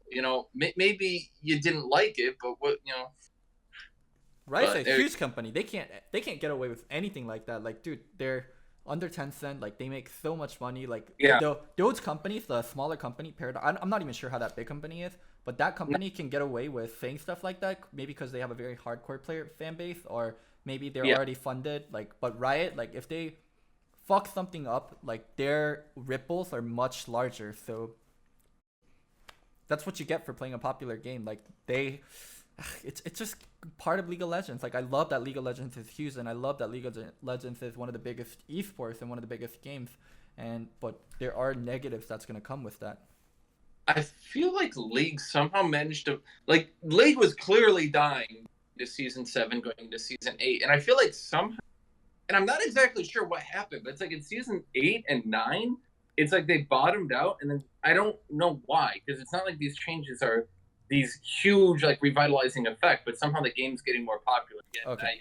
Well, I will say one thing that I think is quite interesting is every time a new casual game comes along that gets popular, Overwatch, Fortnite, PUBG, everyone doesn't just say, hey, I'm having a fun month playing this new game. They say, I'm playing this new game and I don't play League of Legends anymore. Therefore, League of Legends is dead. And then every one of these games, people get bored of playing those games after 6 months. Because like I said before, they only have the novelty element of like, wow, the first 3 months is so much fun. Got boring now. They watered it down and put a sword and a plane in it. And I'm not playing. Those are the people who come back to League of Legends because at least it's actually a game with some depth, right? So I don't understand how anyone played Fortnite and thought it had longevity. I actually don't understand it. If you played Fortnite, you understood this is a game that's going to last. Yeah, it's for fun. Yeah. Okay. And I don't understand like, how did you play that game and think it was going to kill League? I actually just never understood. I just like the people who kept telling me it's the future esports. I said it's not even the fucking present. What are you talking about? Fortnite appeals to younger kids and the younger generation so much more than League does. So I do think Fortnite has a future as a game, maybe not as an esport. But I could tell, like, Fortnite has, like, younger kids love that. So the greatest thing about Battle Royale is you can put people with varying skill level in the same game and they can have fun. Go ahead. Okay, so this goes into Thorn. So you played Quake, right? When they started putting headshots in every game, I was actually that. I thought the concept of a headshot, the fact. Sure, yeah. There's the reason why people didn't like Counter-Strike if they were quick play. Yeah, you're right. You could just kill them in one shot and it makes it flukier, right? Yeah, right. And I was like, I don't like that, And I feel like with Bloom, with headshots, those are those kind of weird mechanics where it's like, people always argue in, for example, Call of Duty, right? They'll say anyone can play Call of Duty, and the matchmaking doesn't have to be perfect because anyone can generally kill anyone. You get the drop on them, you shoot. How long was Call of Duty the biggest game? Years and years and years of a game that had so little depth and so little actual, like, you spawn, shoot someone in the back, they spawn, shoot you in the back. You do that for 5 hours, and apparently it was really fun. I mean, you also need a lot of Kool-Aid to, like, keep your brain on, like, a low level amount of sugar, like very poor diet, so you can't think properly and make good decisions, like play a harder game, like probably have a bad time in school, so you're trying to, like, procrastinate, like, hey bro, let's just play some 3v3, bro. Like, there's a lot more going into the game than just the game now. I'm thinking about Hashinshin. Yeah. low barrier of entry and high moments of excitement and dopamine are like the two things that battle royale has, like that allows it to be popular. And speaking a little bit on like season 7 and season 8 and season 9 for League of Legends, why it's getting more and more popular, Riot, I think, along with Fortnite and Overwatch kind of pushed Riot into doing stuff that they weren't doing before with like LPP. Riot hasn't had a League of Legends content creator partnership program. I'm going to speak very positively over the LPP, but yeah, they're very helpful. I just want to say this real quick. I'm not trying to. Who is this LPP? Some sort of Spanish porn star or something? Okay, it's a league partnership program. The people in it are very helpful. You can pretty much contact them at any time.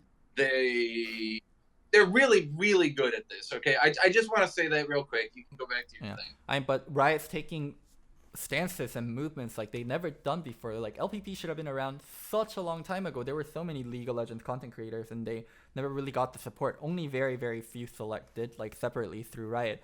And also Riot's spending a lot more money on advertising and they're pushing advertising in different ways than they have before. So I noticed Chocobars and Hafu, when they played League with hashtag ad. And from my memory, like they were paid to play it. Yeah, they were sponsored to play it. 8 to 9 years of like League of Legends being a game, I've never seen anyone play League of Legends with hashtag ad until the last year or so, where Riot is like paying streamers to play League now. I think, yeah. So I was like, man, like Riot is taking moves. Like they're paying streamers, they're doing more advertisements. I'm sure you guys all saw the anime advertisements, like the Double Lift one, Gordon Hayward one. Like they know like Fortnite and Overwatch came at them and like took a chunk of the player base and are competitors. So Riot's being more aggressive about how they advertise the game, the kind of the changes they're making, like the KDA skins, like they're taking actions, and that's why I think League had an upswing. I just want to what do you want to call it? Verify this real quick. If someone has hashtag ad sponsored, they aren't maybe sponsored. That's 100%. Yes. It's a rule or something, right? It's in theory that you have to do it. Yeah. Yeah. So it's not you suspect they might be. No, that's a yeah. Well, unless they're doing it sarcastically. Like obviously, if I'm just like loading up the next episode of hashtag listen Loco at Durex hashtag ad, just trying to lube up. Like I'm actually not being serious when I say that. I just do it for free. I'm not actually paid by Durex. Roast Loco dry. Oh my god. Anyways, like that's what. Yeah, those are the actions that Riot have been taking, because Hashinshin was talking about, in season 8 and season 9, like it's taking an upswing, and I think it's taking an upswing of that. And I think it's good to see, like, it was really good that Overwatch and Fortnite came out. I think it was good for League of Legends that those games came out and challenged League as like the de facto esports and the de facto game that everyone plays. I think it was good that Overwatch came out because a lot of people realize that Blizzard is full of shit and cannot make a game with any depth anymore. What do you hate so much about Overwatch? I played it for a week and I feel like I was done. Like I'd experienced it. It was like here's a game they're gonna push for competitiveness, and in a week I was just like, that's it. Like I'm done. They were like, okay, we got all the classes from Team Fortress, but they removed so many of the little niches. Like I didn't really play Team Fortress, but I can appreciate what those players do within their game. I'll watch. Or I have watched, what do they call it? Montage video. Like I actually do try to watch a lot of videos from different games to get it. And you watch a TF2 montage video, it's so far beyond anything they do. It's just, I adding more champions or classes or heroes or whatever they called it to the game didn't make up for the fact that each of them was they just made a very big puzzle. Is the best way to put it. Well, Thorin, what's your thoughts on like League of Legends maybe getting bigger or like being more successful in season 8 and season 9? I'm not sure. For me, I think like the days of League being like the number one game probably over. But like I always tell you, there's a big difference between being number one and being like you're about to die and the game's all dying off and the scene's going. Like something like Counter-Strike shows you can last a long, long time as long as you have you have to have a mixture of like a loyal fan base who just keeps playing the game, and then you've got to get enough new people to still sort of like give you a little bit of new blood, you know, a fresh set of players to keep it interesting, you know, but you don't have to have too many. You don't have to have like the most, obviously. Like the reason why, for example, I don't think Fortnite is the competition to League of Legends is, as I said before, and as you yourself said, that is a game that young people like to play overwhelmingly. Well, guess what? The 14-year-old kid who plays Fortnite right now, if he finds something else more exciting, might not even be on a computer in 6 months, he'll be doing that. And then it won't be doing Fortnite anymore. It won't be another game. It won't be the sequel to Fortnite that he's playing or the best game that is in the Fortnite genre that he's switching to. He'll just be doing something else. So to me, that person was never really competing in like the league world of these, but we could have never got that guy. Like he's someone who never was coming into league. So as an esport, the good thing about League is the actual esports side now, if they do a good enough job, could eventually come close to sustaining itself, at which point it isn't about who's the most popular casual game anywhere. Like Overwatch is a good example of a game that hasn't done any of that. Like Overwatch has the most pumped into it for how little success it has, and they're barely just going along, and that's because they've made this long-term plan. So that's a game that easily could die off. I don't think League can die off for many years, yeah. I think that right now, League kind of lucked out in Season 8 because a lot of the other competitive games just collapsed. And I want to say, there was the Overwatch League a little bit. I don't think that did anything, did it? Was that Season 8 or Season 7? Overwatch came out around. Overwatch League was this year, 2018. Okay, yeah, beginning. Yeah. But I want to say, as of right now, I'm going to give you an analogy here. Fortnite is a very, very tall tree. But League over Season 8, I feel like spread these roots everywhere. And it might not be the biggest tree, but it has so many roots now. It's really the biggest dominant competitive game by extreme long shot. It is nothing that can touch it anymore. And that gives it so much staying power. I mean, even when you look at Counter-Strike tournaments, every Counter-Strike tournament used to get huge viewers. They haven't really been doing that much lately anymore, have they? That's a Doran question. It doesn't ever break the number anymore. Like it used to in the past have for the majors, we had like the maximum like unique viewer number, you know, and it used to go up every major. That stopped like breaking that record like a year or two ago. So I would say it's kind of plateaued a bit. Yeah, it's still pretty popular, but it doesn't go bigger, put it that way. If anything, we just try to get to the old numbers if we can. So, I mean, I would say from that perspective, League has definitely reached a point where they're not afraid of another thing overtaking them. Like, they're not afraid Overwatch League's going to overtake them. They're afraid Counter-Strike's. They're firmly number one in that aspect. And as Thorin said, I think a lot of people look at Fortnite the wrong way. I think a lot of people get pissed off at it even and hate the player base. It's like, they're just, you know, obviously a younger audience. I'm not trying to disparage them for that. I'm just saying they're a younger audience. They're playing a game and they're doing it for fun. They're not looking to get into an esport, you know? If he stopped playing Fortnite, he would not stop playing League. Yeah, exactly. Yeah. What about this then? So I would say one last topic to do would be along the lines of like the whole streaming landscape, because people are always saying, Hashinshin, to any guy who's a pro now, who's either like, you know, they're an old school pro and they played for many, many years, or maybe their form isn't good now. People are always telling them, oh, just quit and become a streamer, dude. Like, you'll make so much money. It's so easy, you know, like way less stress, you know, way better career for you. You'll enjoy it. Like, what is the streaming world like right now? Like, is it super cutthroat? Like, is it hard to actually stay with a good number of viewers where you feel like you're getting out there and getting the money and like having a career that's sustainable? Where do you think it's at the moment? So for me, at least, outside of Nightblue, now Nightblue 3 is the only guy who's like legitimately helped me. Like seriously, like that guy helped me a lot. So I'll never forget him for that one. Outside of that, definitely at the higher end of the community, there's a kind of like circle jerk of hosting and like getting the popular people and being friends with them. Like you might have noticed TF Blade got popular, then all of a sudden everyone was buddy with him. So I feel from that perspective, it's a little bit almost impossible now to get in there unless you randomly kind of like if you're a pro player, right? Unless you randomly luck out and you get that 10K viewer stream or at least that 5K viewer stream, no one's really going to pay attention to you. And you'll see this, actually. There's a lot of former pros who take up streaming, and they kind of sit down there at the 200 to 500 viewers until they give up. Mm. And at least for me, it seemingly like I just kept falling on my face and getting up a little bit higher. Mm. I guess that's the best way to put my streaming career. Loco. I don't think expected me to get more than here it comes. Well, 200 viewers. Loco. You consider yourself a streamer, right? Yeah.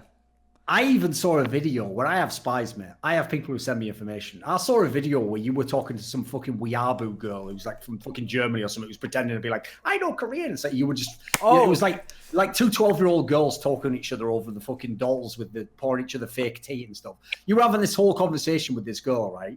And in it, you said that your goal for this year was to become the fucking ninja of League of Legends. Okay. Like, get really edgy. Like, first of all, homie, just try and become a really good streamer before you become the fucking ninja of League of Legends. Like, you're not even anything of League of Legends. Never mind the ninja of anything. Like, don't shoot for the top.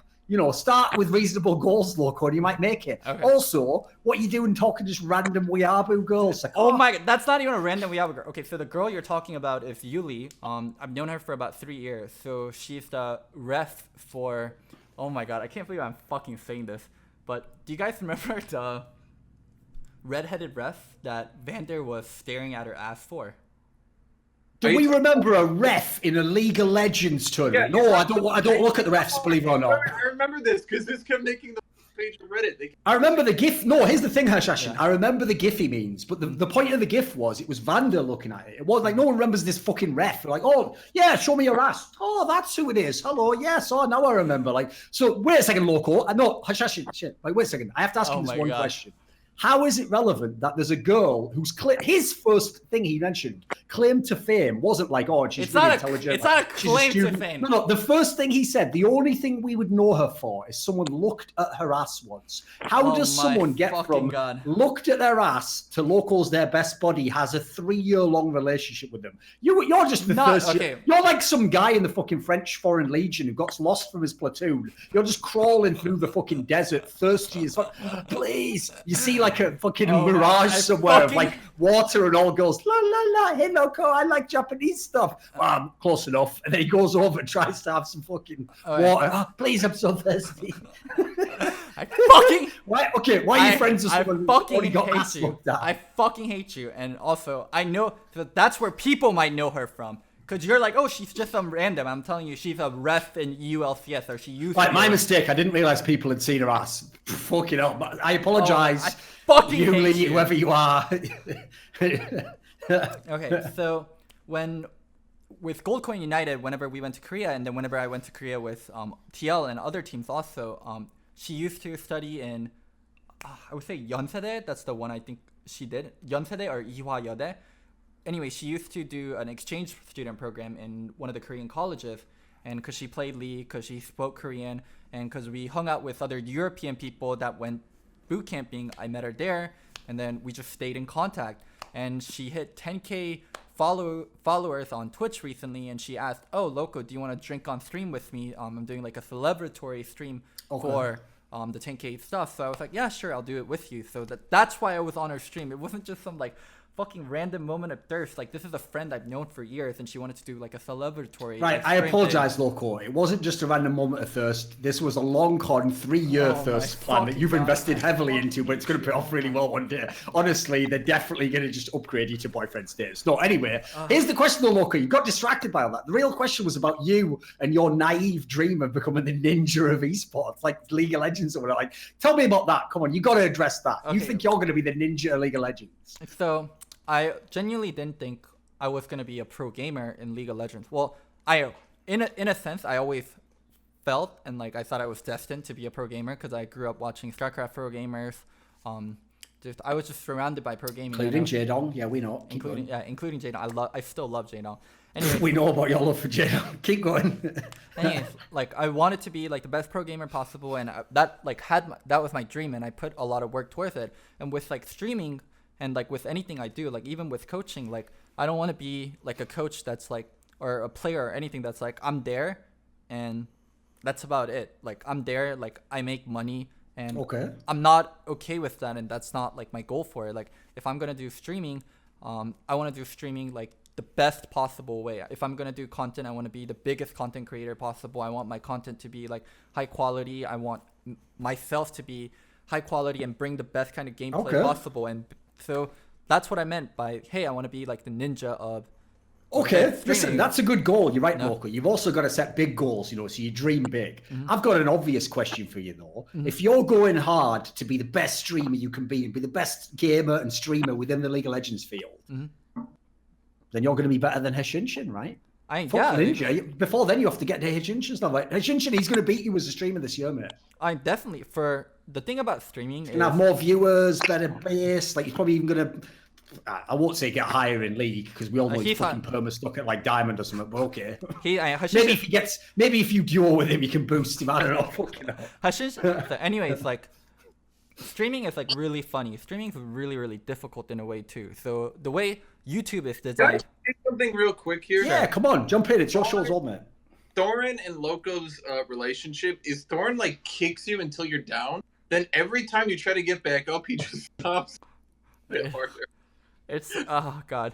The thing is like with a lot of my friends, like we roast each other and it's like a fun like roast relationship with Thorin. Yeah. It's like it goes beyond that. It becomes abusive and I'm just sitting there thinking, oh my fucking god, like this guy's like 40 something and like he gets off on roasting people on the internet. Like holy fuck, I hope I'm not this miserable by the time I'm 40. And I've told you every time, Loco. One thing though is that every time like I'm streaming or even I talk to a girl at all, like is she your girl now? And so I can't appreciate that Loco got roasted for this one. Exactly. And to be fair, every time I'm fucking Loco up on stream, people are like, wow, is Loco your girlfriend? I'm like, no, he's my bitch. It's like a prison bitch scenario. No, I'm not. We're not in a relationship, just it's fun. Okay. Anyways, to kind of explain content creation and like YouTube and Twitch, like, and what's like hard about it and like where I'm trying to grow. Like with YouTube, right? YouTube is the second biggest search engine in the world after Google. Long as you fill a niche and long as you can provide content that's high quality and that people want to see, like you'll get traction. And how the recommendation bar works is as you provide good content, what the fuck, I hear a beeping noise. As you provide good content, it gets more and more recommended and it gets bigger and bigger and bigger and you'll see growth that way. The difficult thing about Twitch is there's only 3 ways to get viewers on Twitch because there isn't a search engine for Twitch. Like you don't search best League of Legends player and then you get the titles that people have as like best League of Legends player. You can't search for a player that way. So the only 3 ways to get viewers on Twitch is you get it through people that are already following you. They get notified whenever you stream. Or you get it through host. When people host you, then you get new viewers. Or if you're at the top of your game, whatever game you play, if you're the highest viewer number, you'll be the first ones up there. So those are the 3 only ways to get viewership on Twitch. So even if like someone, let's say there's a streamer that's better than Ninja, he's providing higher quality than Ninja, he's better than Fortnite at Ninja, he has higher production than Ninja, he would actually not get noticed until like something random happened to him or like he blew up in a certain way. Like it's so impossibly hard to grow organically on Twitch. So yeah, it's something like super difficult. Like it's not something I guess had to run into like growing up or like even something I experienced before. Like if when I wanted to be an art school student, well, you practice art and then you get tested and then you get into the best art school. Like when I wanted to be a player, you play League. If you're at the top of the ladder, that's something you personally do. You grind and then you see growth and then you're at the top of the ladder and then you get picked up by a team and then you can show how good you are. What about this? Hashinshin, all the stuff Loco is saying here about how like trying to improve and like figure out where you're going and do you actually think consciously about this stuff? Like, for example, do you ever think like about what the Hashinshin brand is and what like you're trying to put out on there? Do you ever think like, how am I going to do certain steps in my career to build it up? Like, do you just play each day? What do you like as a guy? I mean, the main concern for me is I get way more viewers early in the morning, but sometimes having an early morning schedule sucks. So it does suck mentally, like knowing, okay, I'll get 1.5 to 2K if I stream a normal time, but I could get 3K, maybe 4K, maybe even 5K if I stream at night. Mm-hmm. And like monetarily, that's actually a very big difference. So like, it kind of feels financially irresponsible almost to have a normal sleep. And that is a bit weird. And I guess that would be, for me, that's the thing that weighs consciously on. Dude, you set your brand up so well for yourself. Oh my god. All you do is you play, like you don't set up content. You play and you complain. You play and then you complain and then you're successful. It's It's actually fucking amazing because like kind of like Bjergsen's career in TF. Well, I mean that's why I said earlier. It feels like career is just like I fall on my, and then I get up a bit higher. And I just did that for a couple of years, and all of a sudden I'm a 2K, 3K viewer streamer, and everyone's like, how the fuck did that happen? Yeah. I mean, so in a sense, like, yeah, of course I'm jealous of Hashinshin because he's getting like 2K, 3K viewership while I'm getting somewhere near 100 or 200. But thing is, like, Twitch and streaming is always just about the grind. And Mark Z actually explained to me so well, you're not going to see growth on Twitch like naturally or organically. It's going to through collabs. It's going to through like random people hosting you, or like maybe a clip making it onto Reddit or YouTube. But if you don't have a line in there, if you're not like fishing, like, you always have to be fishing. You always have to have a line in there, and you also. I'm gonna add to that the biggest thing, like as a streamer, as a guy that's trying to go from not being big to big. Why is my phone properly now? The biggest complaint I can say, honestly, is that the fact you need to be 100% all the time when it only matters like 0.1% of the time. Mm-hmm. Like, you can stream a whole month and you can be the best of your game, and it doesn't really matter. But it's at one time that someone ends their stream and people notice you and you start moving up, or you get hosted, or you're on the front page of Reddit. It's at one time that, like, you might not even notice it. Like, you can get hosted and then, like, Thorn dropped out here. Yeah, we can keep talking. It's okay. Okay. It's like the one time, and if you're not at back in the day, I would get hosted after like a 13-hour stream, and I'm thinking, like, I am so tired. Like, do I keep going? And if you don't keep going, you hate it. You think, like, no, I'm wasting so much opportunity. But then at the moment, you're thinking, like, I can't keep playing. Like, I'm so tired. Like, I'm gonna pass out. Do you like what Riot's doing overall? Like, are you happy with Riot? I guess you said you're happy with LPP. Okay, here's how I've always put it, and I'll always put it this way. I feel like Riot is a team. They're a team of League of Legends, right? Mm-hmm. Their art is amazing. Their sound is amazing. Their modelers, the graphic design, it's all amazing. Mm-hmm. The champion designers overall are pretty good. Mm-hmm. But that live design team, they just suck. And I made a deal with Blastoise so I wouldn't say anything too negative, but they just suck so hard sometimes. And it really is unfun to deal with when like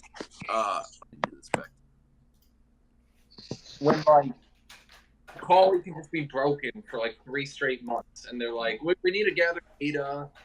It's like, but do something, When it took them a month to nerf top Victor, I'm just like, do something. Like, you got this new hotfix system. Like, don't let them just fuck my day up every day. And that's the thing. Like, as a streamer, I think people don't realize that. Like, when I'm a streamer, I'm sitting there 8 hours or more, 12 hours maybe a day, every day getting fucked up by Victor. So, like, to Riot, they're like, oh, we'll just delay it by 2 weeks. We'll get them next patch. To me, that's like, oh, great, I'm getting fucked up for like 20 hours. Goddamn. Okay. All right. Are we doing the viewer question part? Yeah, let's start taking viewer questions. So if you have a question for Hashinshin, Thorin, or me, ask in the Twitch chat, and we'll pick out good questions to ask. Oh, and by the way, just to clarify, since we didn't do this last time, do you watch the LCS much, Hashinshin?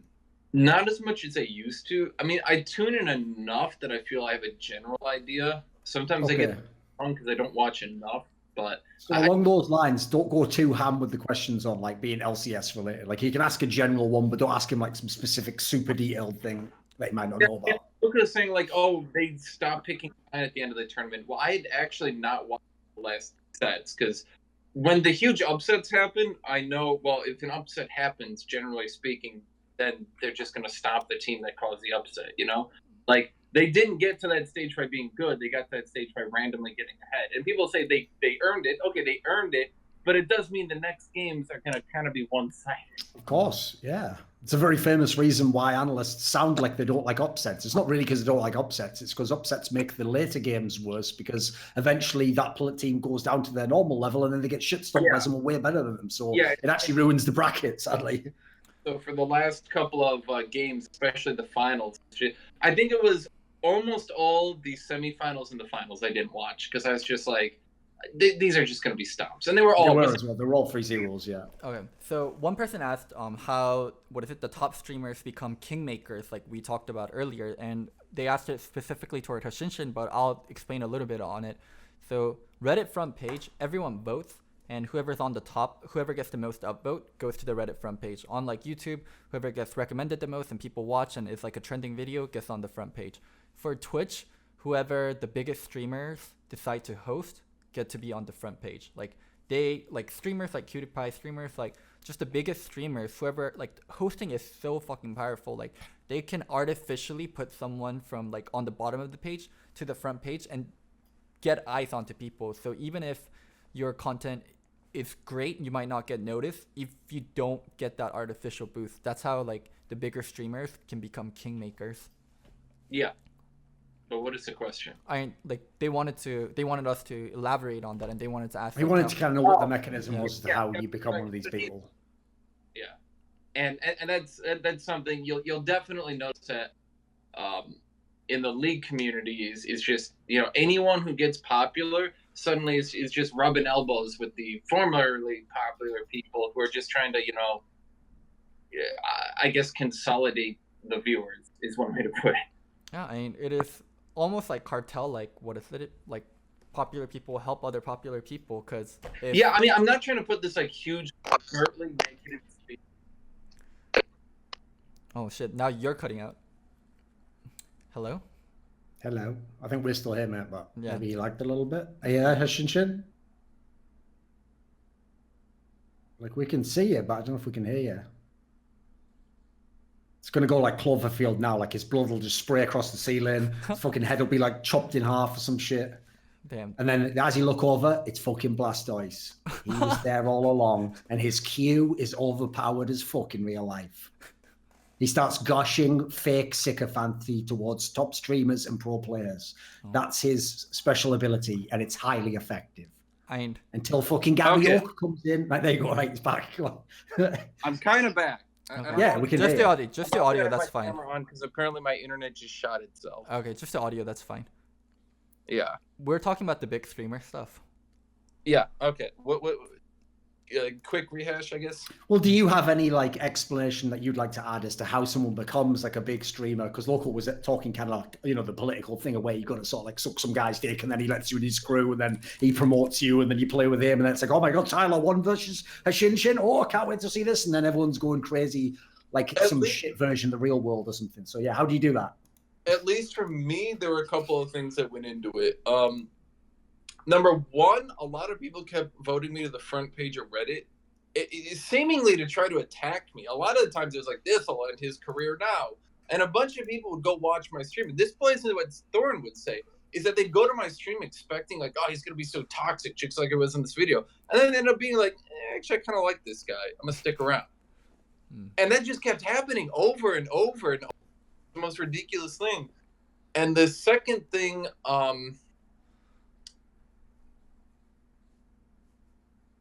if you want to get big without being like that, it kind of needs to be like like a controversy is the best way to put it. So when Tyler won, right? Tyler 1 got big because he got hosted a few times and got spammed on the front page of Reddit, and everyone was like, Tyler won, Tyler fucking won. And of course he was a good entertainer on his own, because Loco said, you know, being a good entertainer, and he did learn how to be a good entertainer. That's not enough. You know, you can't just be the good entertainer and suddenly, you know, biggest league streamer. Mm-hmm. Yeah, you need what about this though? I've got a question for you. So it's kind of in line with what I said before about how much do you like consciously kind of like tweak or direct like your persona and, you know, what brand you have, etc. Since there is an element to which, as you say, actually a mechanism for your own career can be if someone makes a clip that they think's crazy of you and then people see it, they might check out your stream and then, you know, depending on what you're doing at that point in time, they get interested, they don't, whatever. But it's a way to sort of drive attention to yourself. If you are in a moment where something fucked up happens in the game, are those all like just 100% genuine? Do you ever like play up to it and think like, ah, fuck it, like let's just entertain people, like go totally ham when you die, or you're going off on someone? Do you play up to the camera a bit? I guess in my, I don't. I actually don't. Like if you see me getting pissed off, that's because I'm actually pissed off. I mean, I would say yes. I've had anger issues my whole life. I tend to. You know, I can let things bubble up, and then eventually I just will be like, you know, just explode, I guess is one way to put it. And I guess a lot of times I can kind of use my stream to vent. Getting into streaming, especially, like, I never came from money or like a good social situation is one way to put it. So for me, a lot of times streaming was like a way to vent, like kind of disconnect from reality.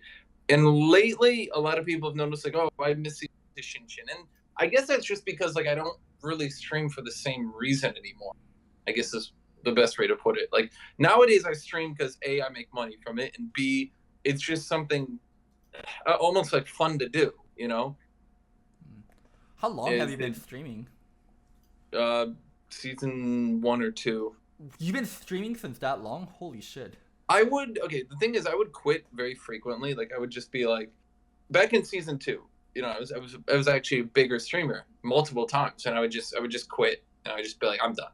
And I'd take a month or 2 off, and I'd come back, and I'd be like, all right, let's play this game again, let's stream again. And obviously that would destroy your viewer base, right? Mm-hmm.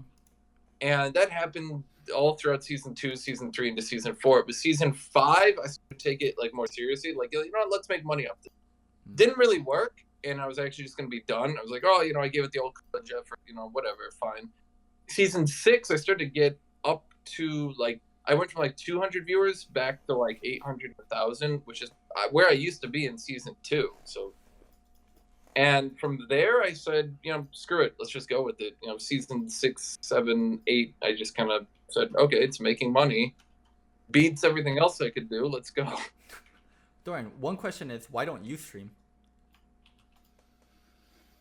People have asked me that before, like, a few reasons. One, like, in the past, I just never used to, like, have the latest computers, so I didn't want to risk, like, fucking wrecking the computer more and having, like, blue screen and shit, because it's, like, more wear and tear on the PC. Secondly, I don't particularly, like, at least in the past, I don't particularly care about people watching me while I play the game. Like, I never thought there would be an audience for it, but I actually will say the last, like, few months or so, people who aren't just random plebs, who, like, people I know in the industry, did tell me some of the number breakdowns, even if you're like a smaller streamer. Because basically what I didn't know is if I stream tomorrow, right, I'm never going to have loads and loads of viewers. I'd probably have, like, 300 viewers or something. Mm-hmm. But what I didn't know was that if you are like a personality, like a known person, that alone, actually, with all the donations you'll get, will still be like a decent amount of money, actually, because the idea is you have like loyal fans as opposed to lots of fans, Mm-hmm. So I never thought, first of all, it would make any money, and I had no interest in doing it as like a thing of like taking months to build it up, And so I don't know if I'll ever do it. Like, I don't really need to for money, so it's just not really my thing, to be honest. Okay.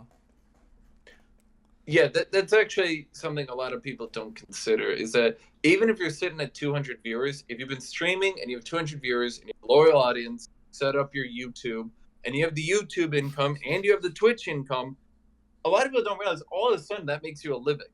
And that's why you'll see all these streamers who sit there. Like, I thought you needed, like 2K viewers minimum and this sort of thing. So I thought there was no point even starting if you're someone like me who's not going to do it full time, Yeah, and that's why you'll see all these streamers who sit at 200 viewers who've been there for years. And you're probably thinking to yourself, like, what are they doing? How do they make money? Well, they're making money from streaming, just not a huge amount, but enough to get by. And again, it beats the alternative. What are some of the other questions that we got? Let's see. What do you think will be Riot's idea? Here's the sad thing, though, Loco. I will say this. Yeah. Nowadays, I also definitely wouldn't stream, because for someone like me, especially where I can make more of my career and living outside of the streaming, it would have it's just like playing Russian roulette over and over again and just hoping you don't get the bullet and die, because like the second you say something fucked up, it will impact your whole career. So now is the worst time ever for someone like me to start streaming. Look, I will say this: if I could hop in a time machine with my persona now and go to 2012 and be a streamer, I might do it, because I would take over this motherfucking game. The shit talking game would be off the hook. I'd go hammer all over y'all. I want to say that's a big reason why I was a bigger season 2 streamer. The shit talking was much bigger back then, and I want to say I was pretty good at it. And it made for an entertaining stream, because I get to do whatever I want to do. And everyone comes into the stream like, oh, this will be fun. But first they went for the people who just spammed racial and sexual slurs. And they went for the people that spammed, just general swearing and insults. And then they kind of went for the people who were toxic. And nowadays, like, you can kind of get away with some things, but you really have to watch your back. Yeah. Oh, One thing that Plus, by the way, if I was a streamer in games like League, I would just get banned, Loco, because if you're a streamer, it raises your profile. So as a result, you have to be even better behaved. Because if people report you on Reddit for griefing and stuff, you're going to get definitely banned way quicker than you would otherwise. That is one thing I am personally against. I believe in the concept of like true egalitarianism in the game, and I think there should be a Wild West component to the game, where if someone griefs me, like he fucks with me early on, and I'm the jungler, and he purposely takes my buff just to fuck with me, well, then I should be allowed to fuck with him all game long going on. That is the old rules of the old days of the esports. If I'm playing Counter-Strike and some cunt blocks me for my gun, I'm going to find the sneakiest way ever to block this guy when he's inside the site next time, or accidentally throw a flash as he goes on that corner. Fair's fair, motherfucker. Welcome to the Thunderdome. That's all I'm saying. And that would be banned nowadays. I'd get dead if I did that now. That's something I very much have a complaint about, is the amount of people who will, I call it trying to provoke you, I'm guessing, right? Yeah.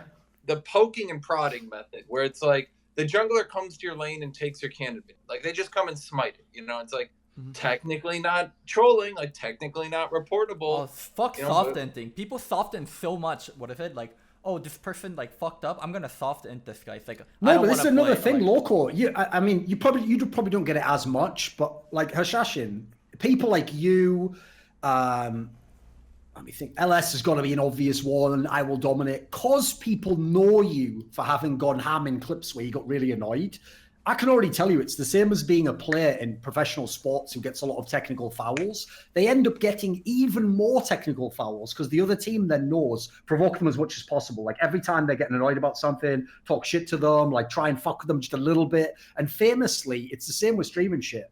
The guy who trolls you all game and is fucking with you all game and types the shit to you all game, no one ever sees that part. They only see the 30-second clip of you going ham. It's like, it's always the retaliation that gets punished way harder than the fucker like pushing you to the edge the whole time, typing shit to you, doing stuff, like you said, doing stuff that isn't like overtly ruining the whole game, but it is making the experience shit enough that if you're like on a bad day, you might snap from that. Like that's got to make it so much less fun to play when that's happening, right?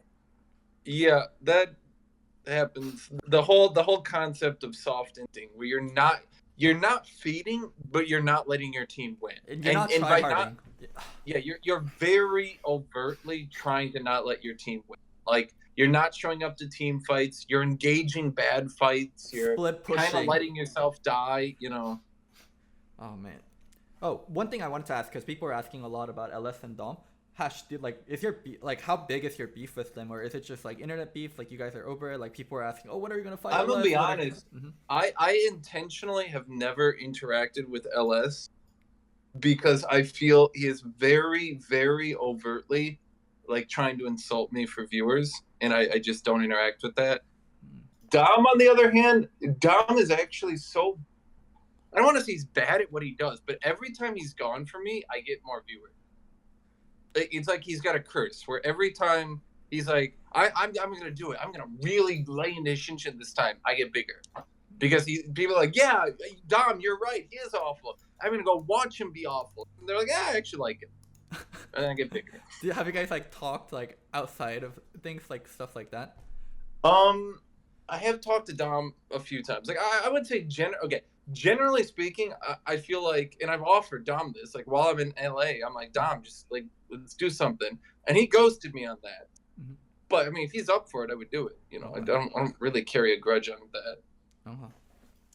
Because like I love Loco. That's one thing about you, Loco, that's a bit weird. Why did you even ask that question there? Like, you guys ever tried to? No, listen. Like, you were like, what? You guys ever just try like talking it out, man? Like, see how you as friends. Like, first of all, no viewer wants to see that. They want to see them fight, Loco. You're like, come on, Godzilla, and fucking like, I don't know, Mothra. Can't we settle our differences? Do we have to destroy the city? It's like, we're here to watch the city be destroyed, you daft god. And then secondly, what you want about? If someone talks shit to you, you don't go, I'm sure this is all a misunderstanding. I'll reach out to him and ask to politely meet and discuss terms. Like, no, you go, wait a minute, you've been talking shit to me. Fuck you. Hope everyone, dies. And that's it. Sit peace. Let's just hate each other forever and go on with our lives. Okay. Why do you have to resolve shit? So there's two instances of people like starting beef with me recently. And I'll tell you like how I handle both.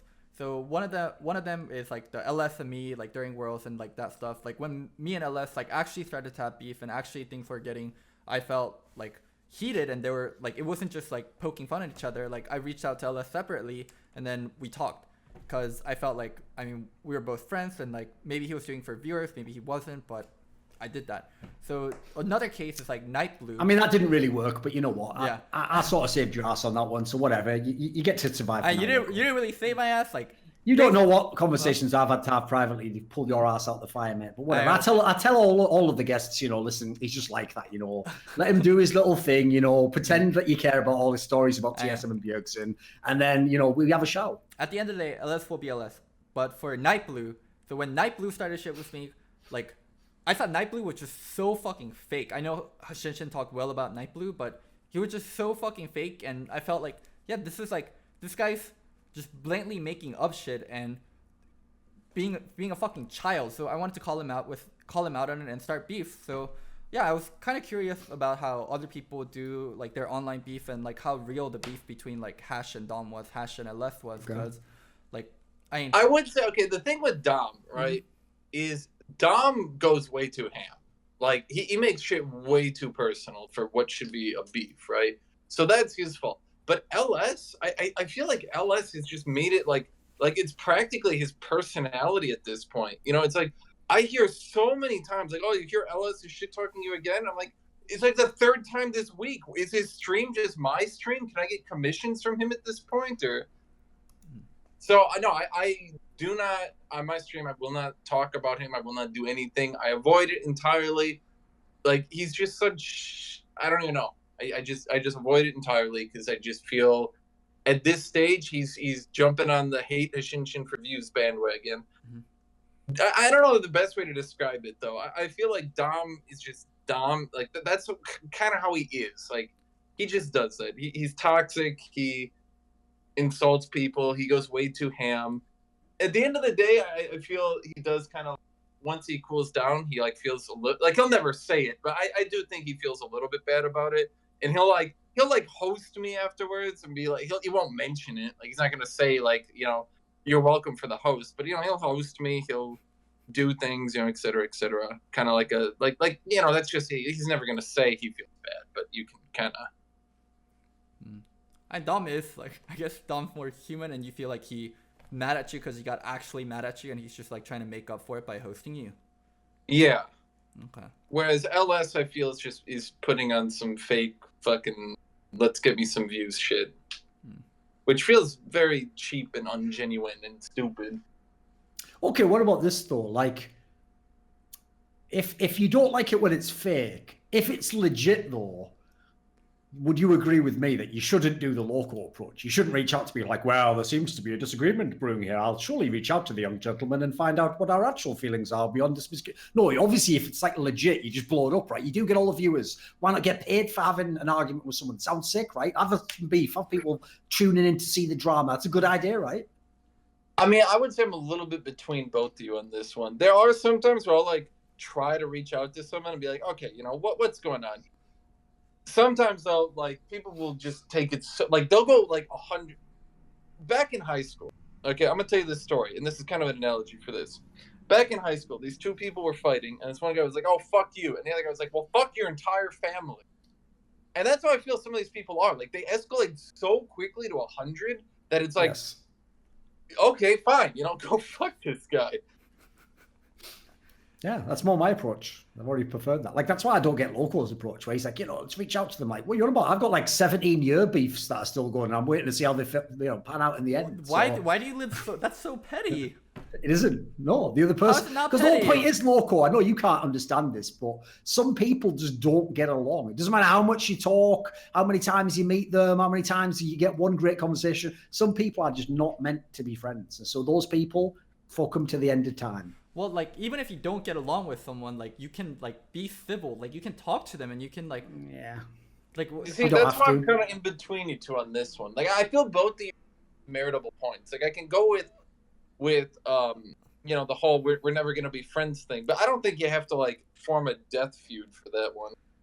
No, what I like to do is I call it my roster. I have an open roster at any point of time of like 2 or 3 people, and those people are in like fuck you forever status, and it can go from 0 to 100. How, you know, whatever they want, they can catch these hands.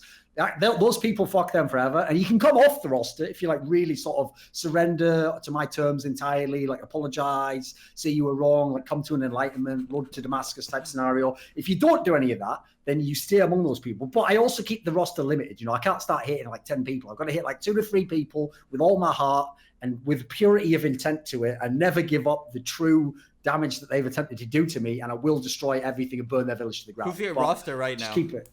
It's not that many people on it now. That's the sad thing. Nowadays, it's people you wouldn't know, unfortunately, Loco. It's like people who tried to like fuck with me from the mainstream of gaming, writing like just absolute lies about my career and stuff. So it's more people it's actually pretty legit. And no one in esports? You know? Nah, there's not that many esports people at the moment. Like I would have said until recently, some of the people from Face It, because of this whole thing we had in CSGO with the major, where like they basically lied about a bunch of stuff and I exposed it, and then they tried to come back at me, and so I wrecked them twice as hard because that's the way I do shit. So at the moment, I actually have a very limited. I'm looking for people. I'm trying to find them, Loco. I've got open spots. Who's been in your history of the roster? I'm actually curious. Reginald. I want to say one thing real quick. I would agree with Thorn on this one. I very much do hold grudges on people who try to do like snipey things, you know, like end of the game, they'll just say something, and then like you're getting the next champion select, and they're just like, oh, I didn't say that. I'm like, I fucking remember that.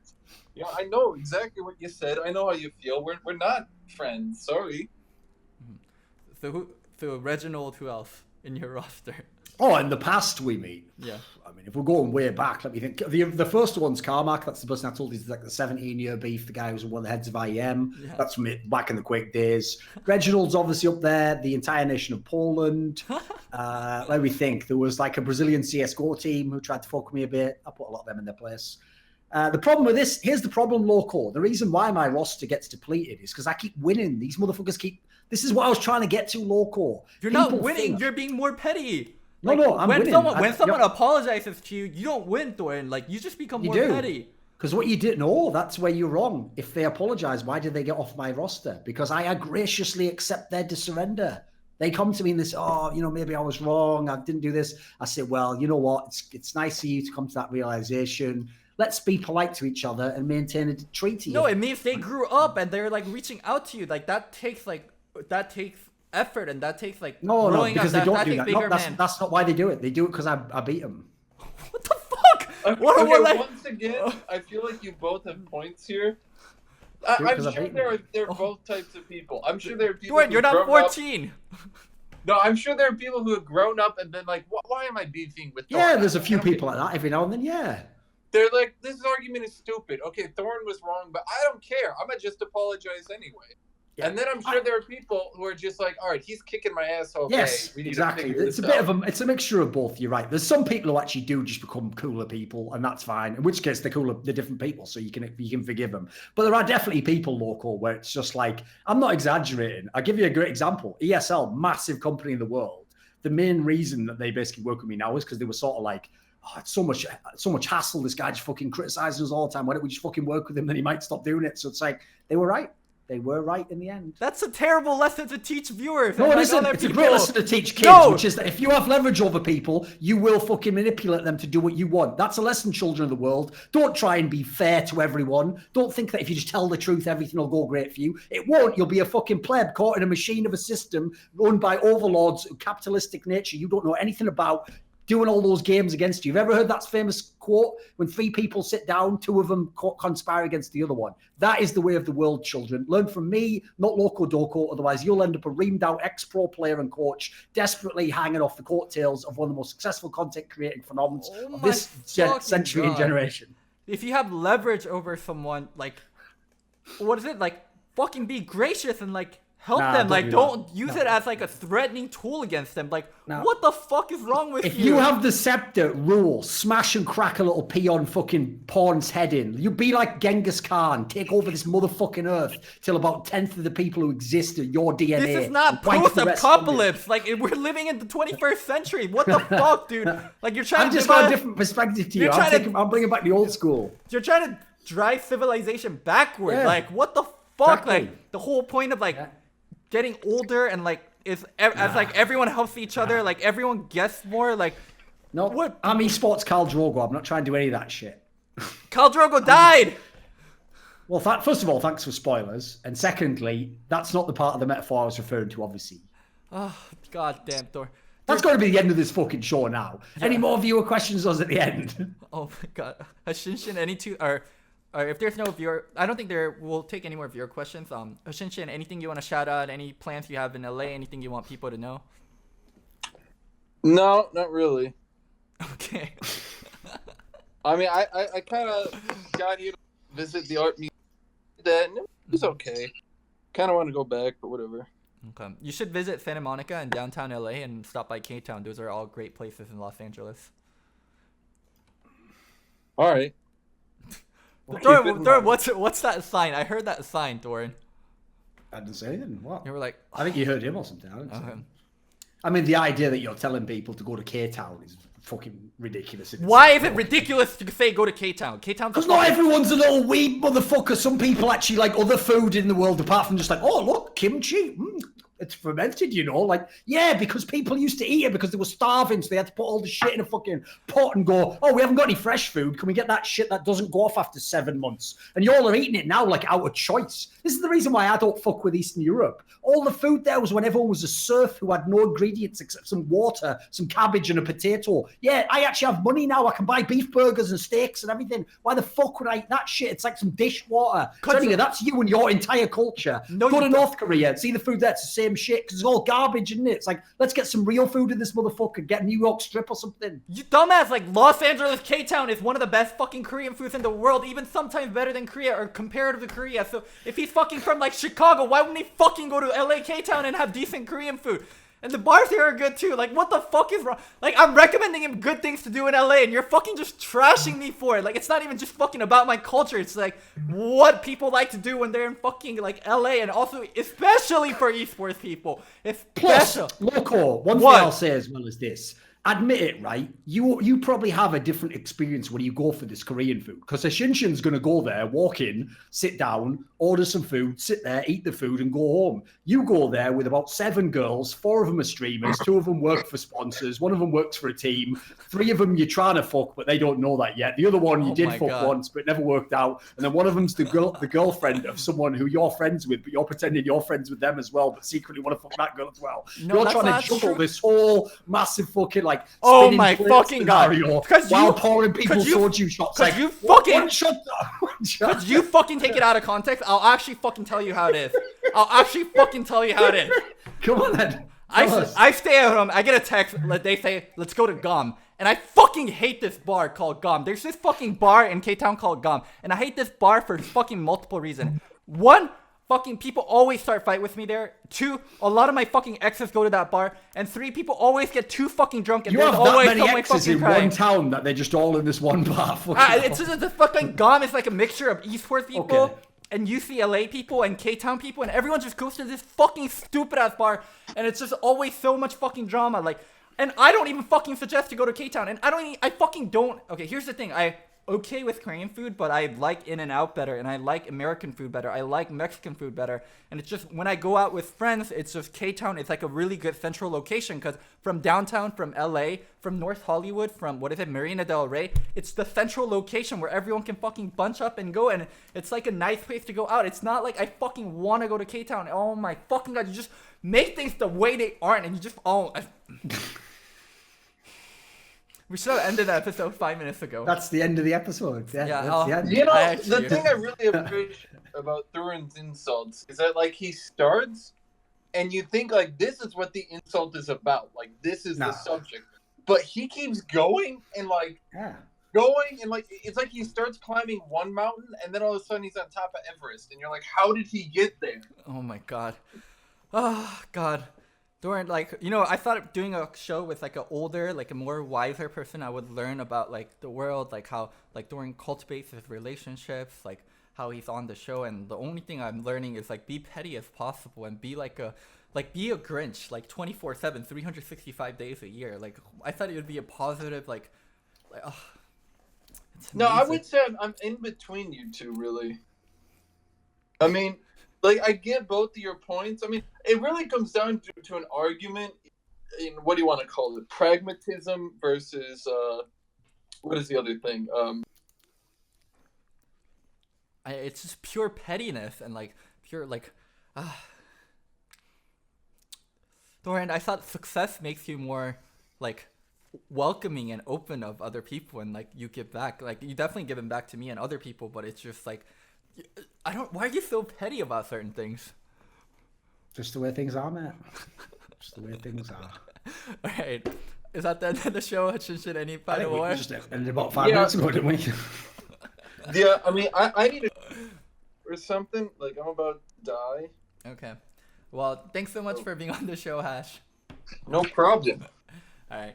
And thank you for hosting with me again, Dorian. Oh my God. Yeah. It's the highlight. We and the should low get light together and have some fun with Hash again, but don't invite Hashinshin next time. Oh my God. So there we go, Loco, right? Yeah, I'll see you in K-Town right there. It's probably got some good stores right there. Well, let's... Get that shit on the recreational, right? Cut the stream off. Cut it off. Cut off the stream.